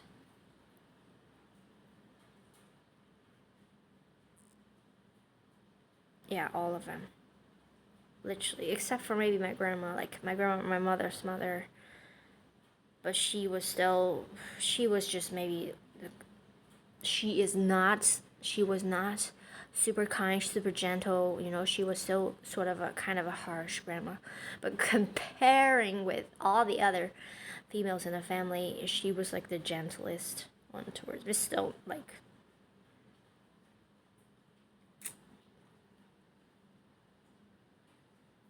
another reason I think is because, during my upbringing, females are more involved, so they're more around me, they're more involved, so there would be more conflicts, more discipline from their side. The males, they, culturally, they were not expected to be so involved in children's upbringing. It's just it's present in every country, especially in the older generations, like 20 years ago. Males are supposed to be like making money and blah blah blah. Females are expected to take care of children. Yeah.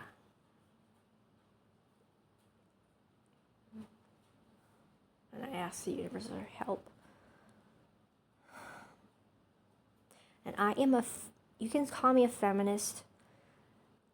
A feminist really means gender equalist. I am all for gender equality, but at the same time, I feel not comfortable with females. It's like a conflicting situation, but I am all for gender equality. I'm all for wholeheartedly, completely. But again, I would want to, my life, I prefer males than females, personally. Like if I go to shop, I would wish the shopkeeper was a male. But nowadays it's not as, I don't really think that way. But it just giving you an example of how I prefer males than females. Not that I prefer them, but I feel more comfortable with them.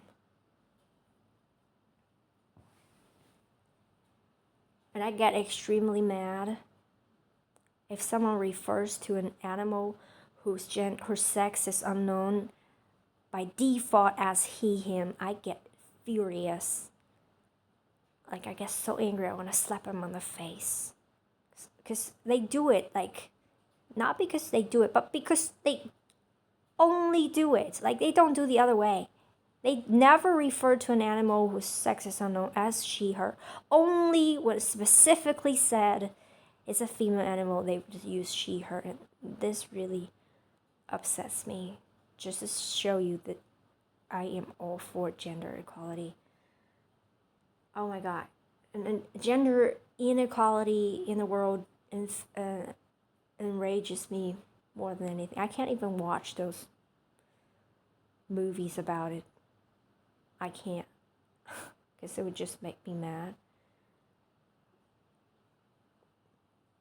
So mad.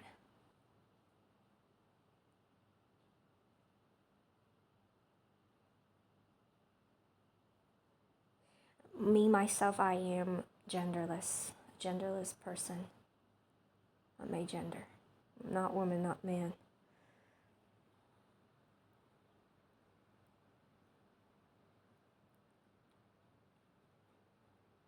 I think that's the end of the list. That's all.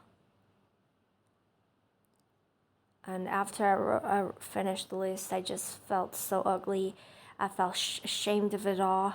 I felt everyone would find at least some of those things above somewhat ugly, so meaning they wouldn't be able to accept me. They wouldn't be able to love me. Because love is unconditional. If they find some parts of me unacceptable, they would not be able to love me. And I just can't believe that someone would love me if they found a tool that I use to pick up my ear with earwax on it. How can they still love me? If they saw me peeling the inside of the wall of my mouth and I chew on it and I swallow it, how can they still love me? I can't even bear that. It's so filthy. How can they love me? And if they saw my face fully shown with my hair all pulled back, with my full head out, and with the worst lighting possible shed onto my face, showing all the flaws, loud and clear, exaggerated, how could they possibly love me? I can't even look at that face myself.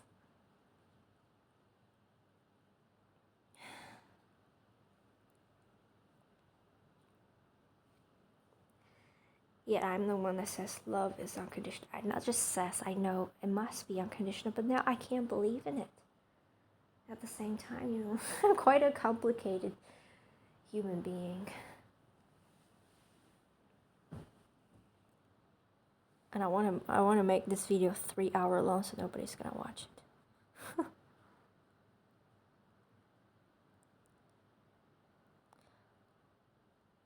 And even if they can love me, it will be only in the beginning. I'm just saying what I irrationally feel, my insecurity speaking. Even if they say, I can accept all of this, but I think it would only be in the beginning. Let's say they love me for a few months, for half a year, and then they start to dislike me. They start to resent me, loathe me. Gradually, more and more, like those couples. See, in the beginning, they're so in love, and then they started to hate each other. They started to hate the sound that each other makes when chewing food. I'm so terrified of that kind of hatred. It feels terrifying when I read how people hate other people's eating sounds. That kind of hatred is so strong, and it's so upsetting. It's so scary to me. And even though I am the first one that's gonna hate someone for these small things. Yeah, I do that all the time. There are many things about other people that's not acceptable. If I see someone picking up their nose, I think it's so filthy. I hate them. Not literally hate, but just think it's so disgusting. It's so shameful. Stop doing that. And I feel the same about me. Like when I pick on my nose, oh my god. Ugh. If someone does any of the things I do, I just feel I can't. It's not acceptable. Because it's not acceptable for me. It's not acceptable for anyone. I'm quite not a double standard person in most parts of my life. Some parts I can be double standard, some small parts. But most parts, I'm not. I judge other people as harshly as I judge myself. In the fields, in the areas, aspects, I judge me. If there's anything I judge other people for, I definitely judge myself for it. Absolutely. Equally harshly. And I do it not by choice, not that I intentionally judge. It's all automatic. It happens automatically. I wish I could switch it off. All of these above, all the judgments, all the shame, I wish I could switch it off. And help me, universe, however you can help. I know that I'm not supposed to repress them. I'm not supposed to push it away. I know there's gonna be a way for this to be resolved, integrated, accepted. However you can resolve it for me, please help. Help.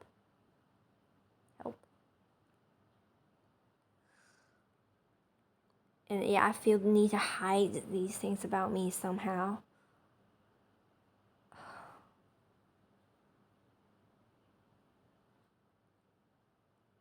And please help me with all of this. Universe, my friends, my guides, my helpers, my whatever, my hires, I hate that term. My soul, my myself. God, whatever, help me. I am naked, all exposed now. You can help me now. Is there anything else I want to share? Yeah, sometimes I hate my voice. like maybe right now, not that I hate my voice, but I just feel conscious. I just feel like it's not, it's not for any reason at all, just self-loathing, I just feel, I don't like my voice.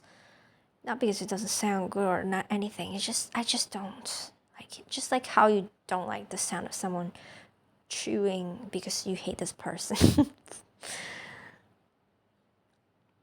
If you love someone, I mean, they can chew, they can do anything you wouldn't mind.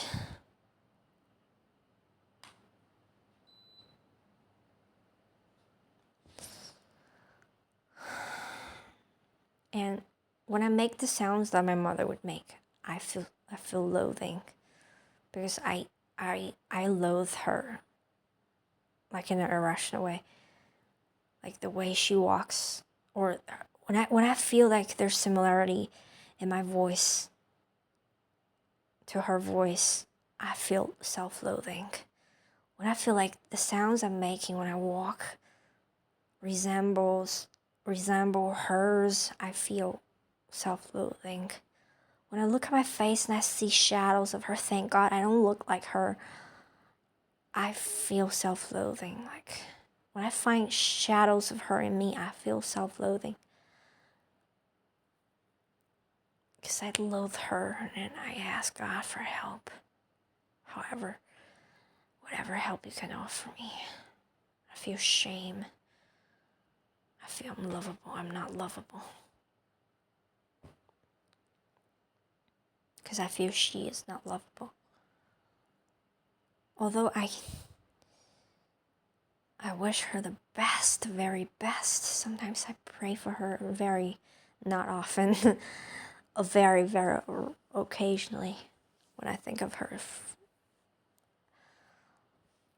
Or something reminds me of her situation, whatever. Or when I'm in the mood,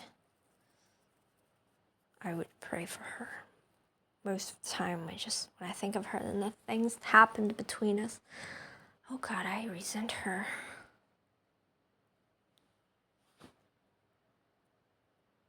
Oh my God, and I loathe her.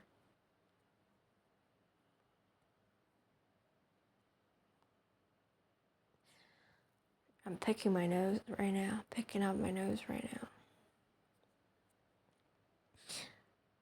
And I would just splash the things I found in my nose anywhere so they get stuck onto things around me. And when I find them, I just feel so filthy. I feel so dirty. Ugh. How can people do that? I see people do that publicly without shame. They pick up their nose and they just splash it away. I don't know how to use the word. They do that with their fingers to get the thing off their fingers publicly, in front of my face, in front of everybody. They don't feel any shame at all. I mean, how can they do that? I can't even do that in front of me. How can they do that in front of other people without feeling shame? I can't even do that in front of me.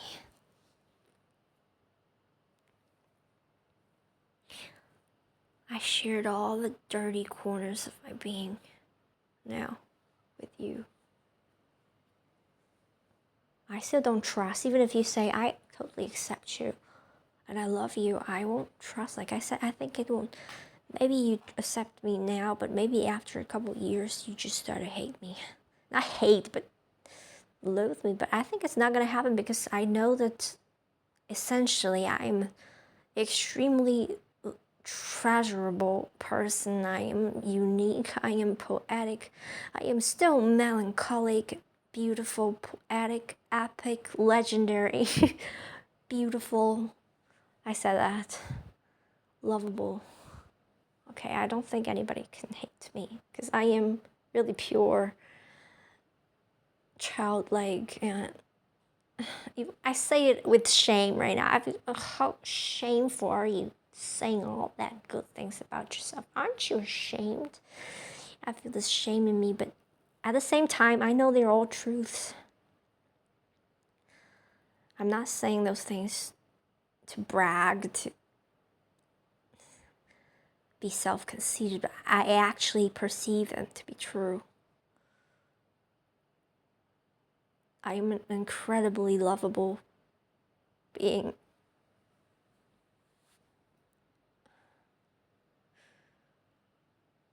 I just wonder, I could have chosen a much more challenging situation. Obviously, I wanted my appearance to be a challenge in my lifetime because I didn't choose to be born good looking, but I didn't choose to be obese either. That would be more challenging. Maybe I didn't want that much of a challenge. Which is, I'm grateful for. I ask for help, please, universe, help me. Help me lose all of my fears and insecurities, doubts, uncertainties, self-loathing, judgments. Help me love me.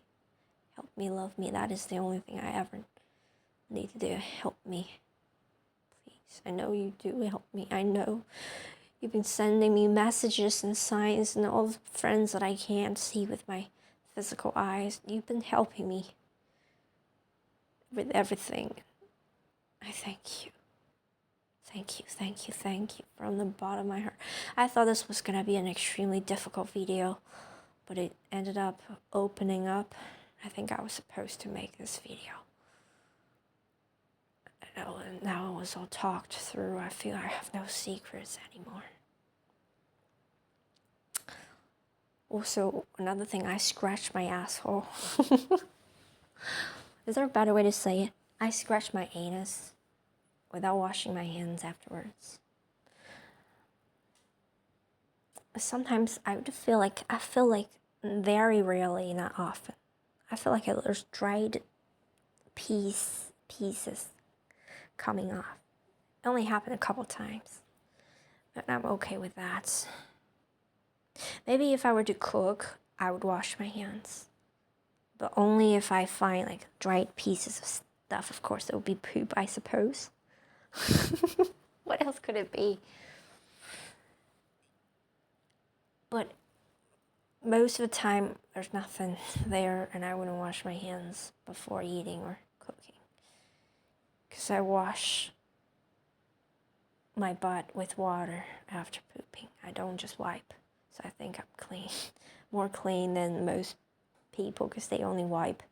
And you know, when you wipe it, it's never really clean. Never. I can never wipe without feeling not fully clean anymore.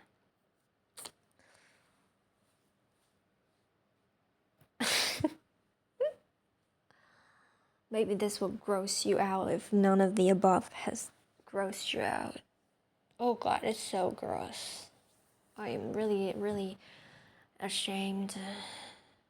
Maybe not as much as I thought I would be, but still. Not really, but just embarrassed. I feel like you're gonna judge me now. Like, you're gonna think she's so disgusting. She's talking about her poop. I use she, her only out of convenience. I just feel they, them is confusing, but I really would prefer they, them. It just feels like it's not the optimal pronouns. But she, her, definitely not the optimal. Just out of convenience, I use them. If you're comfortable with using they, them, I would prefer you to use they, them when you refer to me, because I really appreciate it very profoundly. I use she, her because I know I am genderless.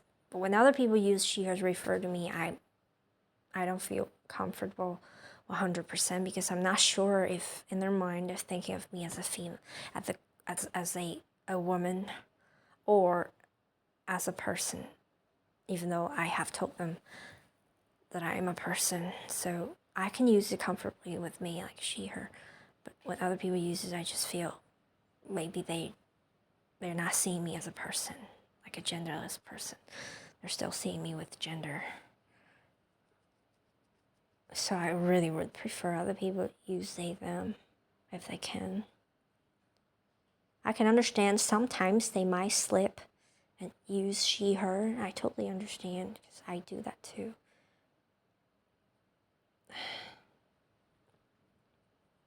Also, I'm really scared of being judged because I know many people are against these things.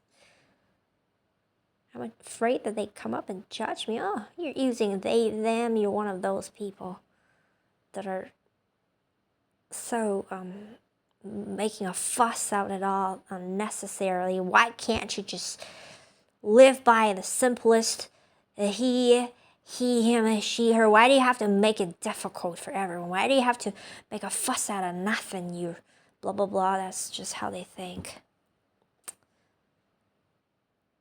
Well, again, I did not choose to be genderless.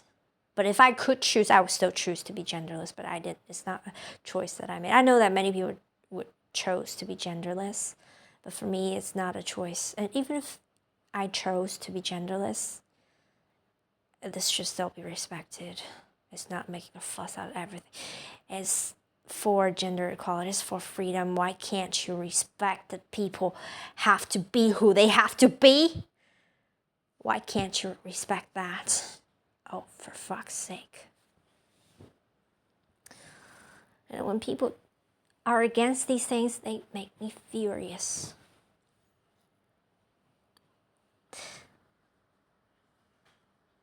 Why can't you just let people be whoever the fuck they have to be? Why do you just have to get in the way? Why do you have to make a fuss out of it? Why do you have to make a fuss out of people being whoever the fuck they want to be? They can identify as a dog and if they wanted to. And you should respect that. Because why can't you respect? Why can't you allow, let's live? I don't understand.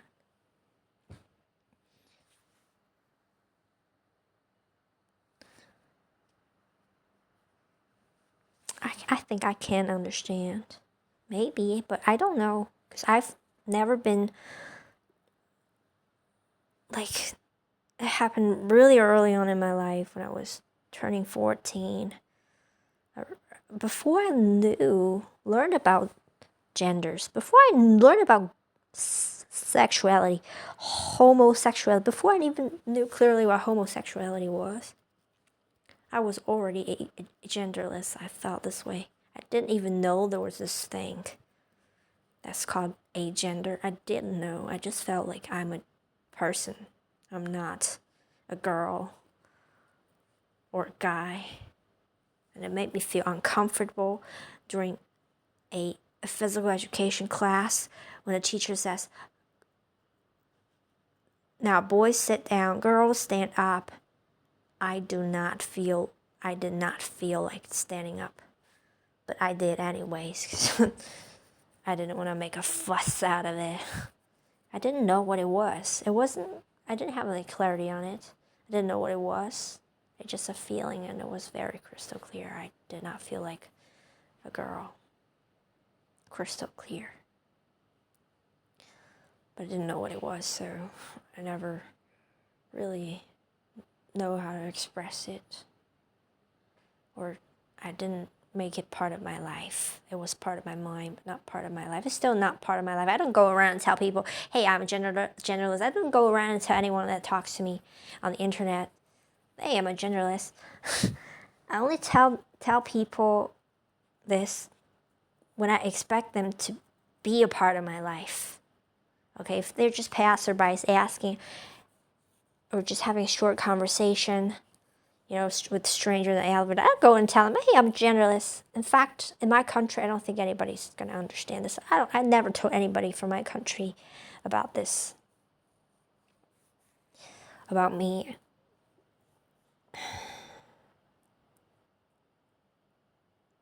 But if I tell someone about it, they don't accept it, I mean, definitely they are out of my life. It's absolutely non-negotiable. I think it makes absolute sense. Just because this person is not someone that is allowing that let's live, they must change, otherwise they can't be a part of my life. So yeah, I can't accept that they can't accept people being whoever they want to be. That's not acceptable for me. And me being whatever I want to be is not acceptable for them, and it's okay. You can do whatever the fuck you want, but I don't accept it about you. You have to stay out of my life if you can't accept that. And yeah, I wouldn't even bother talking to them, I guess. Because this thing is really something I ask for help because I don't want it to bother me a lot. Like next time I see somebody on the internet making a fucking bullshit piece of garbage comments about this sort of thing, I don't want to get furious. I don't want to imagine them getting smashed and turning into ground meat and I throw them to feed the dogs. I don't want to get so violent in my mind when something like that happens.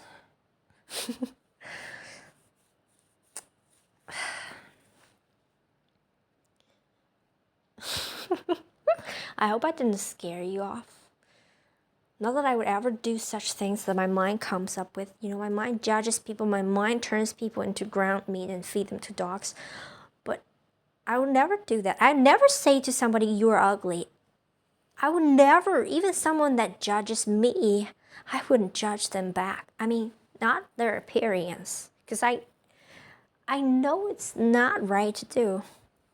Even though it's my enemy, I wouldn't judge their appearance. I wouldn't tell them you're ugly. You should look into the mirror and see how ugly you are, even if I find them ugly. Or I wouldn't say that out loud, even if they were my enemy. I wouldn't hurt them this way because it's not right. Because it's not. Oh, God. Because I know how it hurts. I've lived it all my life. I know how it hurts. And I ask the universe to help me, please. I don't want my mind to get so violent.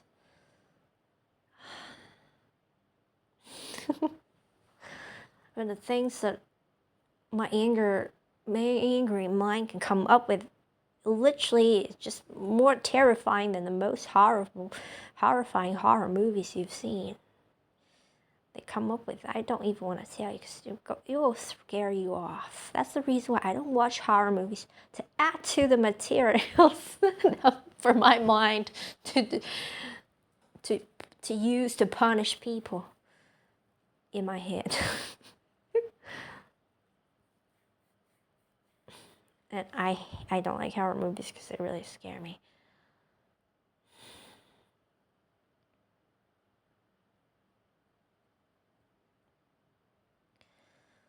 Not that I'm a horror person. I don't like people that like horror movies. I think we're not going to get along. Because you watch horror movies, I'm out of your place. We're never going to do that together. People that love horror movies, I just think we're so fundamentally different. I can't imagine why someone would love horror movies. But I did have a friend who loved horror movies and we did get along, so... But we had some really great differences. That's why it didn't work out, I think. Because they were in such a state of mind. That was the reason why they were into horror movies. And I wasn't in that state of mind, so I think it didn't work out. Like, he stopped writing me. Not because we had a conflict, but just because we didn't resonate anymore. Especially, I kept growing into the opposite direction of horror movies. And they stayed there. I don't know if things worsened for them, but they just felt like they just naturally, they vibrated out of my life.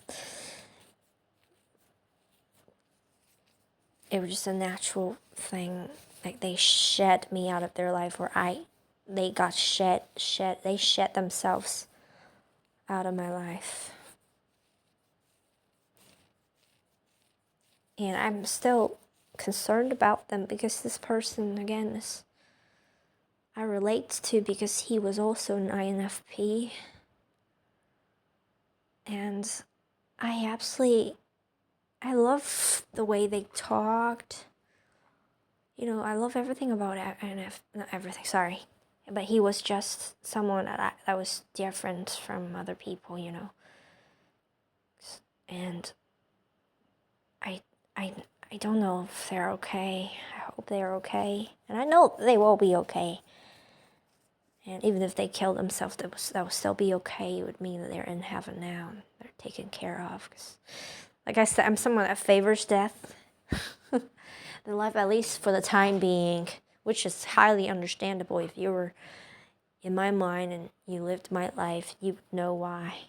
Because I'm totally detached from anything in my life. There's nothing holding me. There's nothing that makes life truly exciting, living truly exciting for me now, other than my anticipation for the future. My current life is just not something that's not more exciting than death. Death is more exciting than my life. Yeah. And I have a purpose, and I think I know parts of purpose, and that part is extremely exciting, and I would choose that over death, which is this profound love that I will experience in my life, especially as a result of my personal experiences from the lack of love. I guess that makes the love even more profound and more significant or more whatever. I don't like to say it that way. I hate to use the view of contrast to explain the meaning of our existence. I think it's a very shallow way of looking at it. Some people say the reason why we are here is because we need to experience darkness in order to appreciate light more. And I find that's logically flawless, but it's not something I resonate with at a felt level. I think at a felt level, it feels absolutely a shallow explanation. Well, logically sounds flawless. Yes, it makes perfect sense. But it's so extremely shallow. I just feel like its core is shallow. It's not the ultimate answer. But I know it satisfies a lot of people. It doesn't satisfy me. And I don't like to use a view of contrast to explain anything about life. So I don't want to say at all that my life experience so far is what makes the love that I will experience more profound. That's not true. It just doesn't resonate. Even though it makes logical sense, but again, truth is not attained through logical coherence, and I don't know why I had to go through what I had to go through. I don't know why I have to go through such challenges of shame and self-loathing, opinions, judgments. I don't know I don't know how to begin to think about it, fathom it out. I ask for an answer. I ask for help. Help me, please. And I'm glad that the video now is over 2 hours long, and which means significantly less people will open and click into this video. And oh my throat is scorching. Not scorching, just dry. Let me just take a pause.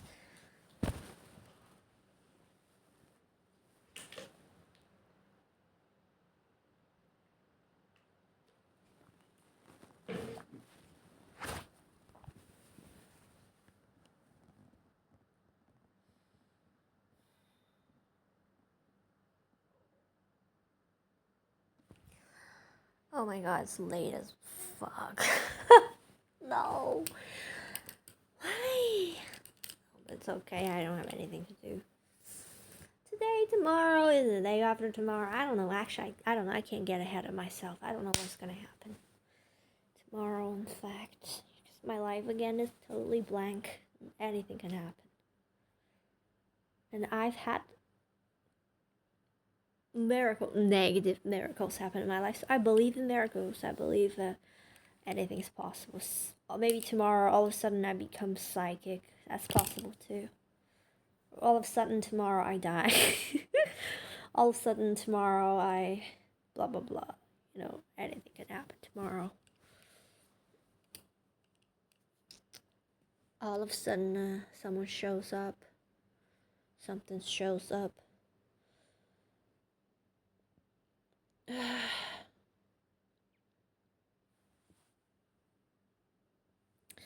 And I'm ashamed of the smell in my mouth in the morning. But I guess everybody has it, so I'm not so ashamed. Because everybody has it. Literally.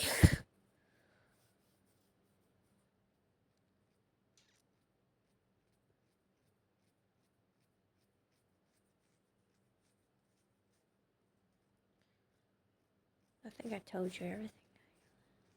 I'm so scared that there's something I'm not telling you. That I'm ashamed of. I feel like I'm missing a chance if I'm not telling you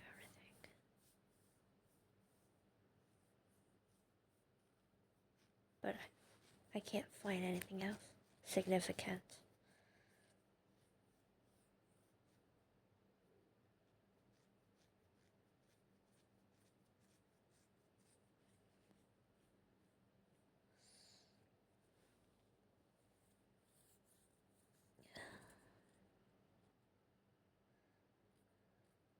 I think that's it.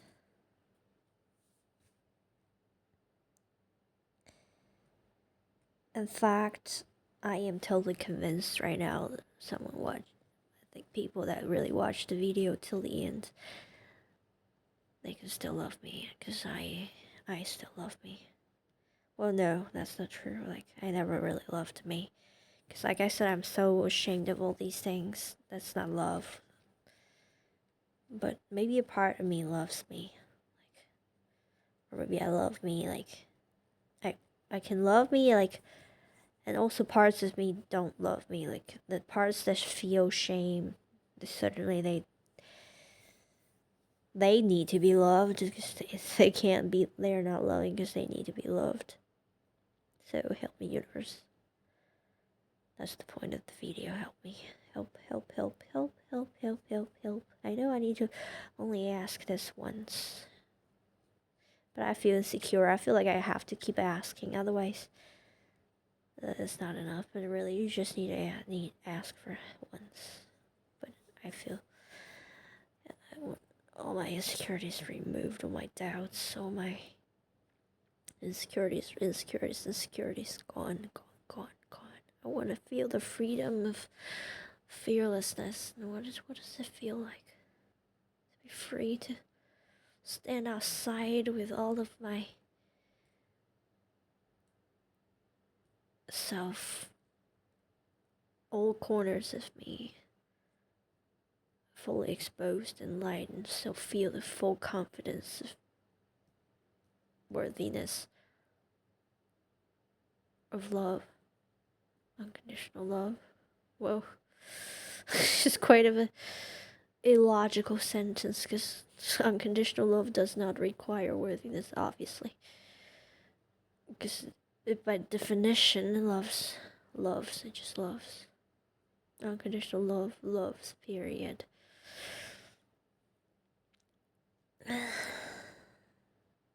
I think I'm still trying to charm you, impress you somehow. Maybe intellectually or philosophically, I try to come across as somehow someone charming in some way, if not physically. But I try to come across as someone intellectual or articulate or poetic or profound. You know, still somehow I'm still trying to impress you. I feel like if I don't have these, if I don't impress you, if I just present myself as just a human being, an average, just me, or not just me, but just, you know, not impressive, I feel so insecure. I feel you're not gonna love me, because if I'm not in any way standing out, not impressive, that is, I guess, the most hidden insecurity. Constantly, I'm trying to impress you. Like, throughout this video, I feel like I've tried to impress you, conscious or unconsciously, tried to impress you intellectually. Yes, definitely did. Many times. Tried to impress you with my profoundity, my intelligence. Somehow I have to. I'm like a peacock, always like a male peacock, always trying to show you my feathers, trying to impress you somehow, persistently, like my life depends on it. Like literally, like if I don't come across as impressive, I'm dead. I don't exist. If I'm not impressive, I do not exist. That's the subconscious message. If I come across as stupid or just not impressive than the average person, not profound, not necessarily philosophical or anything, just not impressive in any way. You can't love me. Oh God, help me. Help me, please. I'm on my knees. Not literally. Help me. I want to live free. I'd die for it. Why do I have to go through all this? Fear, layers of complex insecurities. Why do I have to live with these? Help me, please. Help, help, help, help, help, help, help. I don't want to impress people anymore. Conscious or unconsciously. I don't want to sound or appear intelligent or attractive. I want to feel the absolute freedom of being an average person, even though I know that I can't possibly be an average person because that's not me.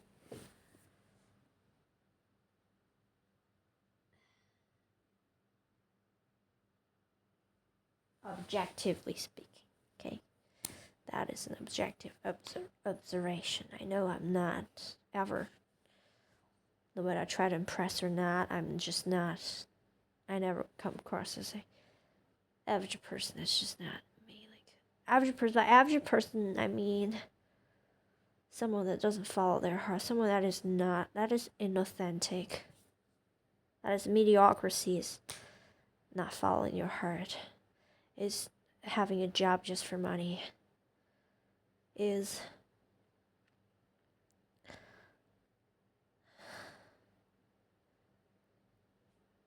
following your fear, dictated by your fear, living a life dictated by your fear all the time, most of the time. But I probably shouldn't. I shouldn't say that. Everyone has their own challenges. That is not mediocrity. Everyone is different. But I'm just saying in a collective way, collectively speaking, in mediocrity is no individual is mediocre, but the collective is mediocre. Because the collective is ignorant. The collective is stupid, is shallow, is superficial, is anti-spiritual. Maybe I shouldn't say that. It's not true. It's not true. It doesn't feel true, right? It feels terrible, so it's definitely not true. It's not true. Definitely not. No. I take the last one back. Yeah.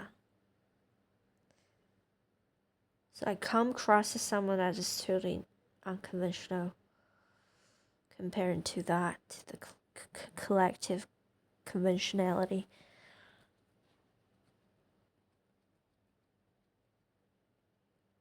But one day, let's say one day, everybody started to follow their heart, I would no longer stand out.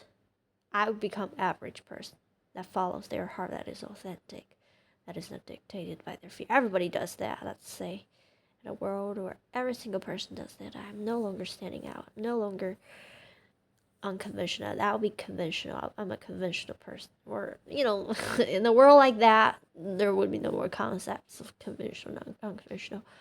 Everybody being themselves. But again, I won't stand out anymore in a world like that. I'll be an average person finally. Like everyone else. I'll be able to say, I'm just like everyone else without feeling bad. Oh, God. That day will come true very soon. I'm just like everyone else, and I am deeply grateful for that. I'll be able to say that. That would be the happiest.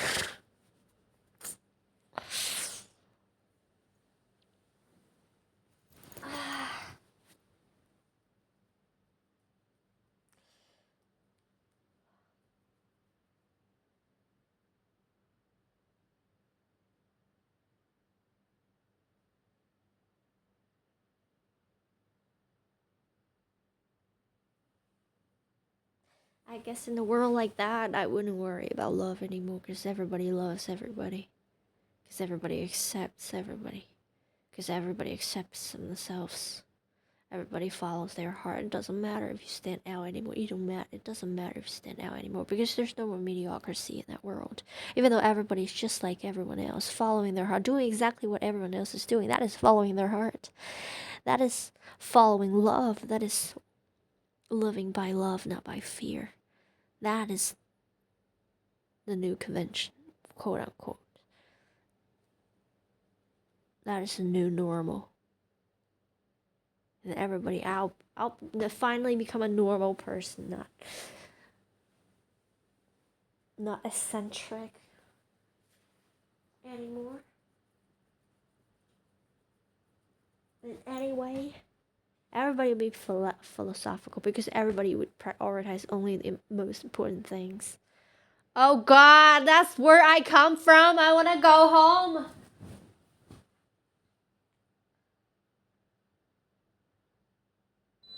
And that is one of the reasons why I want to die, because then I can go back there. I know it. It's true. Undoubtable. Oh God, let me get hit by a car tomorrow.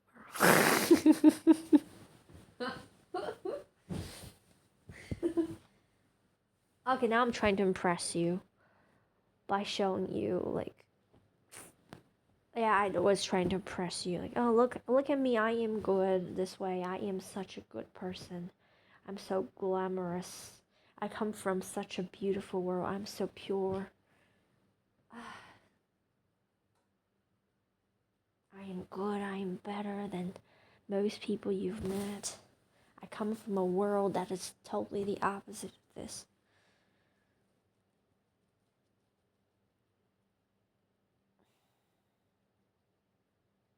I am really, really, really sensitive. Extremely.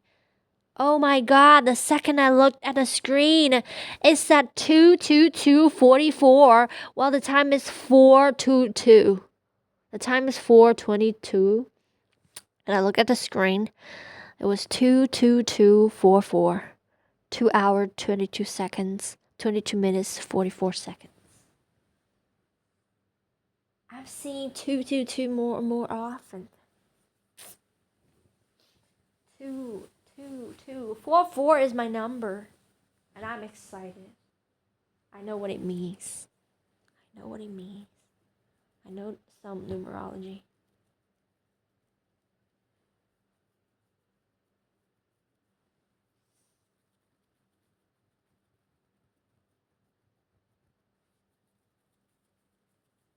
I don't know, my armpits have to smell right after I take a shower before bed.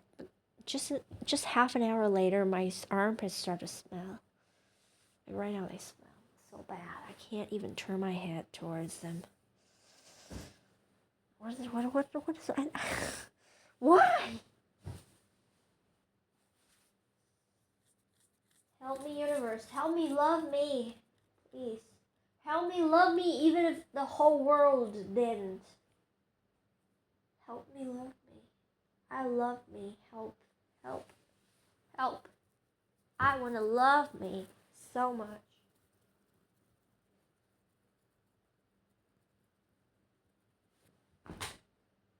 unwaveringly. Nothing can knock me off that. Help, please. Help. And I want to be loved, please, by at least one person.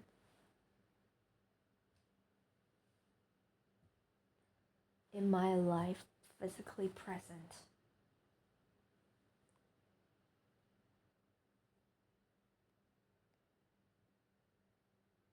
And I know that all of my wishes come true because they did. They do.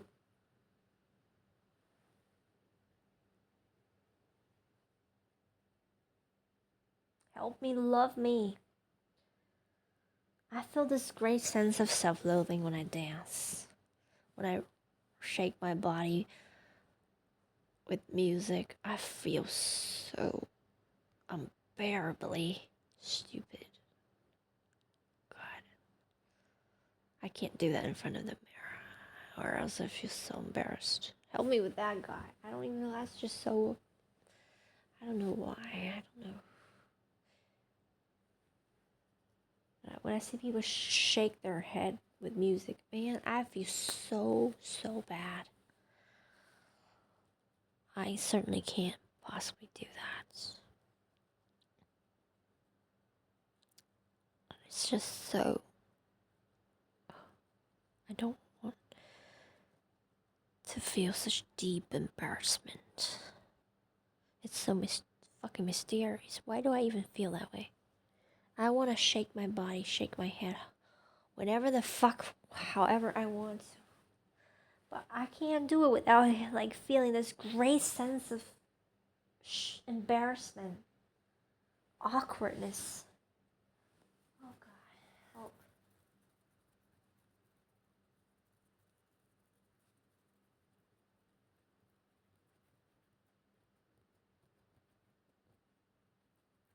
Help, help, help, help, help, help, help, help. I know you will help me. And now I started feel like whoever that's listening to me is getting enough of me. Like their attention drifted. They're no longer focusing on me anymore as intensely.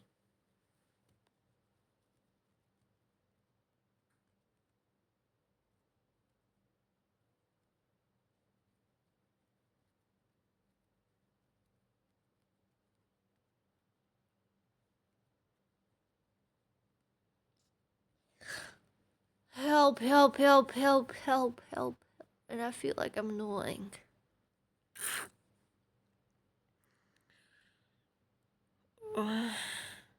Help me, please.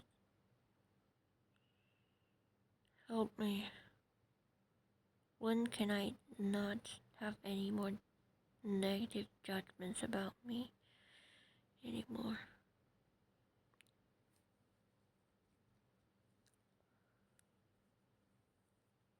And I feel like the person that's listening to the video agreed when I said I am annoying.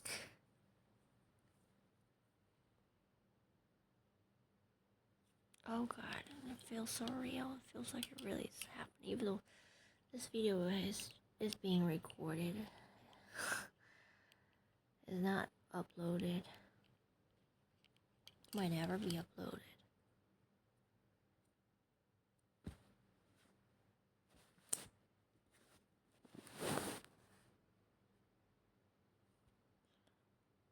Okay, now it's 2 hours and 30 minutes. I need to sleep.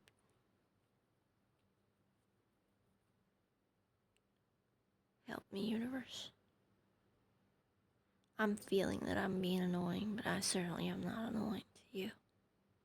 I'm told, I'm intellectually convinced, even though I do feel like I'm annoying, but I know that I can't possibly be annoying to you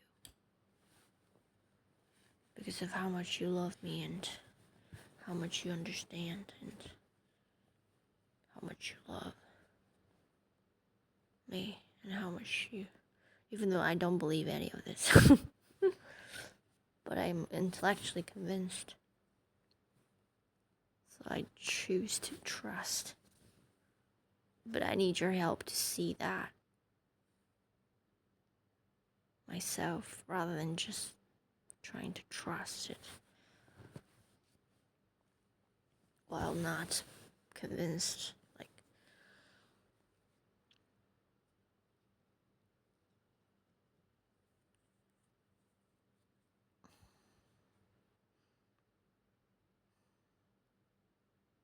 I don't know, I feel something's supposed to happen in my life.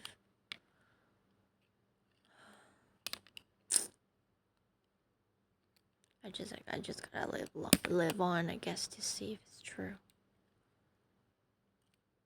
Should I upload this video at all?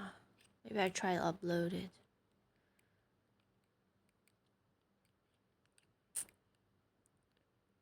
Would one of those strangers watch till the end? Maybe it's quite of an intriguing video. Talking about a thing that is quite of a common experience. Like I said in previous videos, it's a dynamic in everyone. I'm not gonna talk anymore. Just go and watch the previous video because my throat hurts right now. I don't want to talk anymore. Good. Stop talking. Stop talking. I sometimes think those people that are muted, why don't they just whisper? Maybe this is a stupid question. I should ask ChatGPT. I'm still curious. I don't know if it can hear me if I whisper. I think I'm not hurting my throat this way. I don't know though.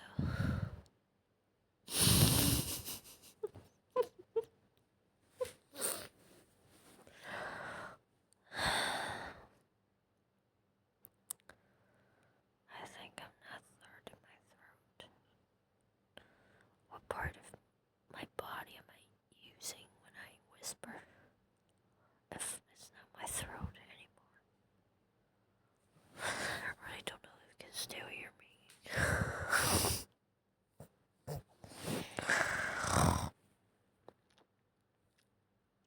Really hurts my throat.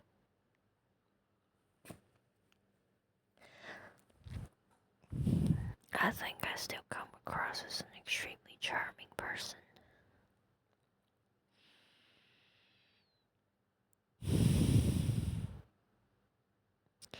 Or maybe, otherwise you wouldn't be watching till this point.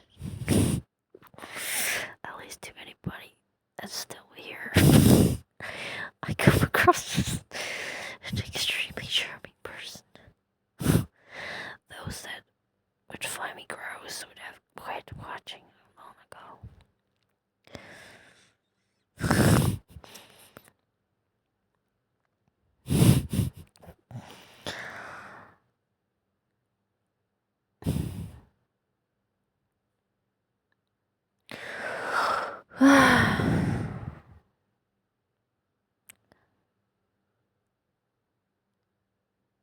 Thank you, God, for creating me. I don't know why I have to live this life that is mostly unsatisfying and frustrating, upsetting. Maybe not mostly, maybe I'm exaggerating, maybe I'm overlooking.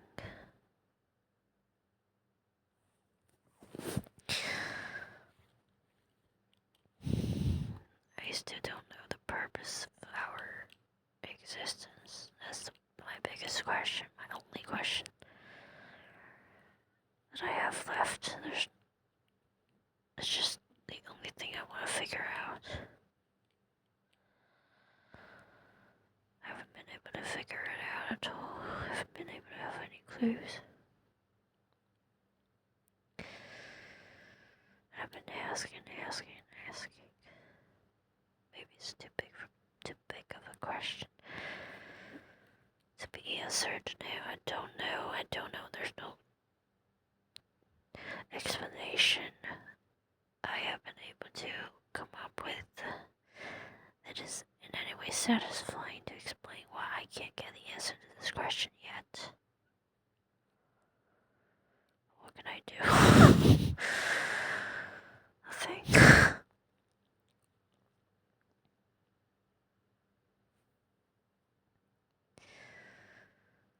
I just ask the universe, please to help me trust more too. I would like to trust more. Because when you don't trust, it sucks.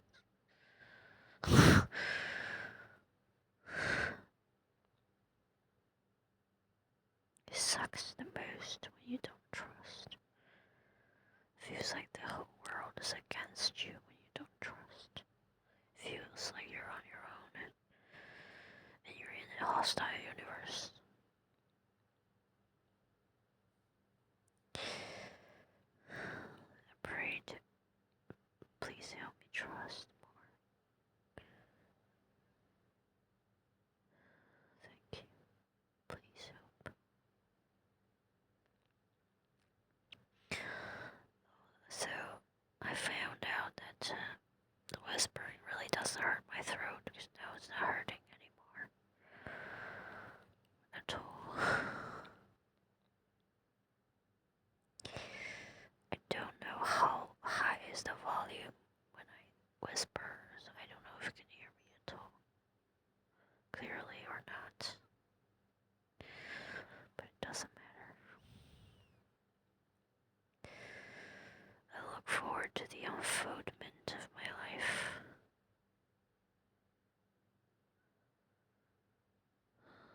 I have no choice but to trust. Because I have no point of control right now in my life, because I'm not involved in anything other than just staying alive.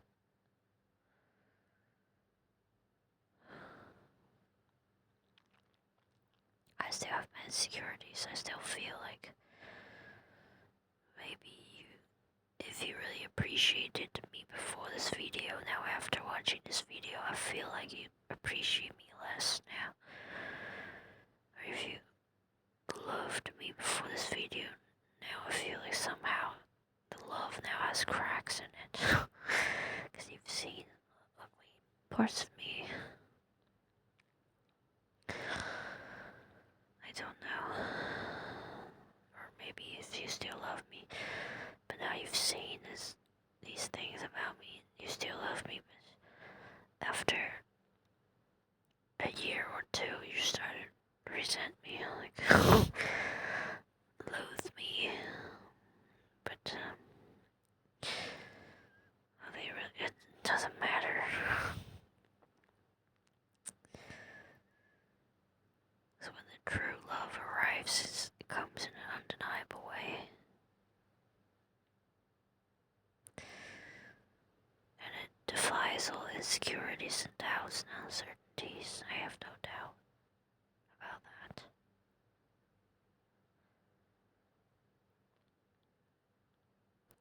And I know that I'm being helped. I will be helped. And so are you. Remember to ask for help. Never give up asking for help. This is the only thing you never give up doing. And you give up doing everything else. Don't do anything else other than asking for help. Don't give up on doing everything else as quickly as possible. Whenever you have a difficulty, just ask. Whenever you have difficulty, give up immediately and ask.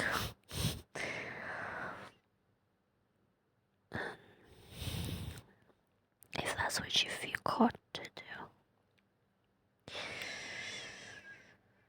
If you follow your heart. Because you want to always remember that you're never alone unless you want to be. I guess sometimes some people just want to be alone. They don't want to feel like they're connected. They're a part of a big existence. They just want to feel separated and isolated, existing as a single individual, not connected to anything bigger. Well, if that's what you wish. To be honest, I don't believe that that's anybody's wish if they follow their heart. Anyone wants to stay connected at all times. I don't have any doubts about it. If you want to feel separated, it's only because you're not following your heart.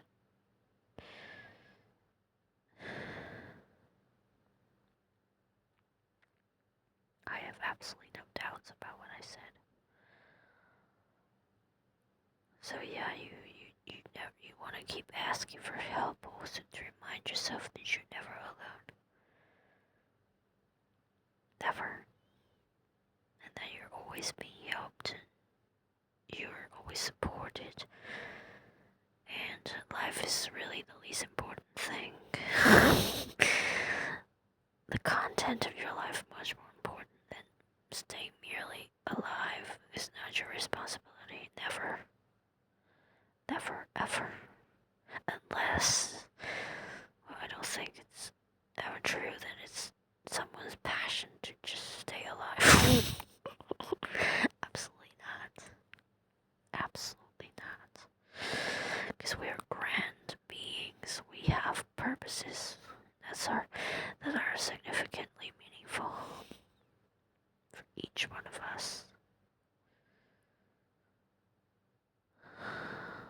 Yeah, believe it or not. You don't have to believe in anything. You can't possibly start to believe in things that you can't believe in anyways.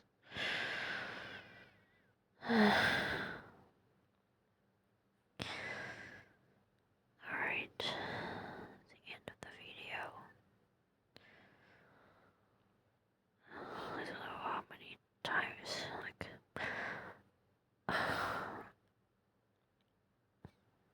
I don't think more than 2 people would watch this video to the end. Even though I think this video is a jam, it's an absolute trasher. Maybe after I die, I'll become famous. Maybe after I die, my videos will go viral. I don't know how long after, how many years after it would be, or maybe immediately after I die. I don't know. They will suddenly become one of the most popular videos. After I die, I don't give a shit anymore.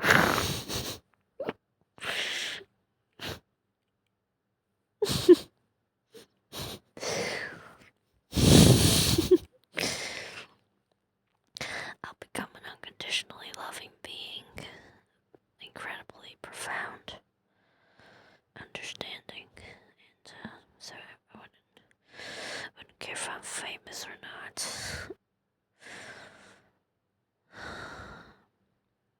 I'll be free.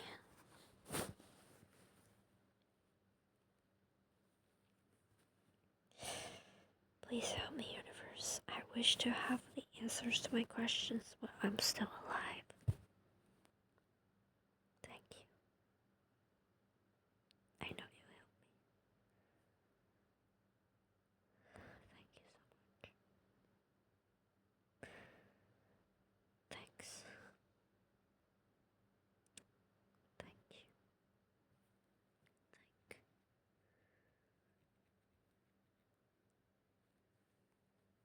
Gracias. Merci.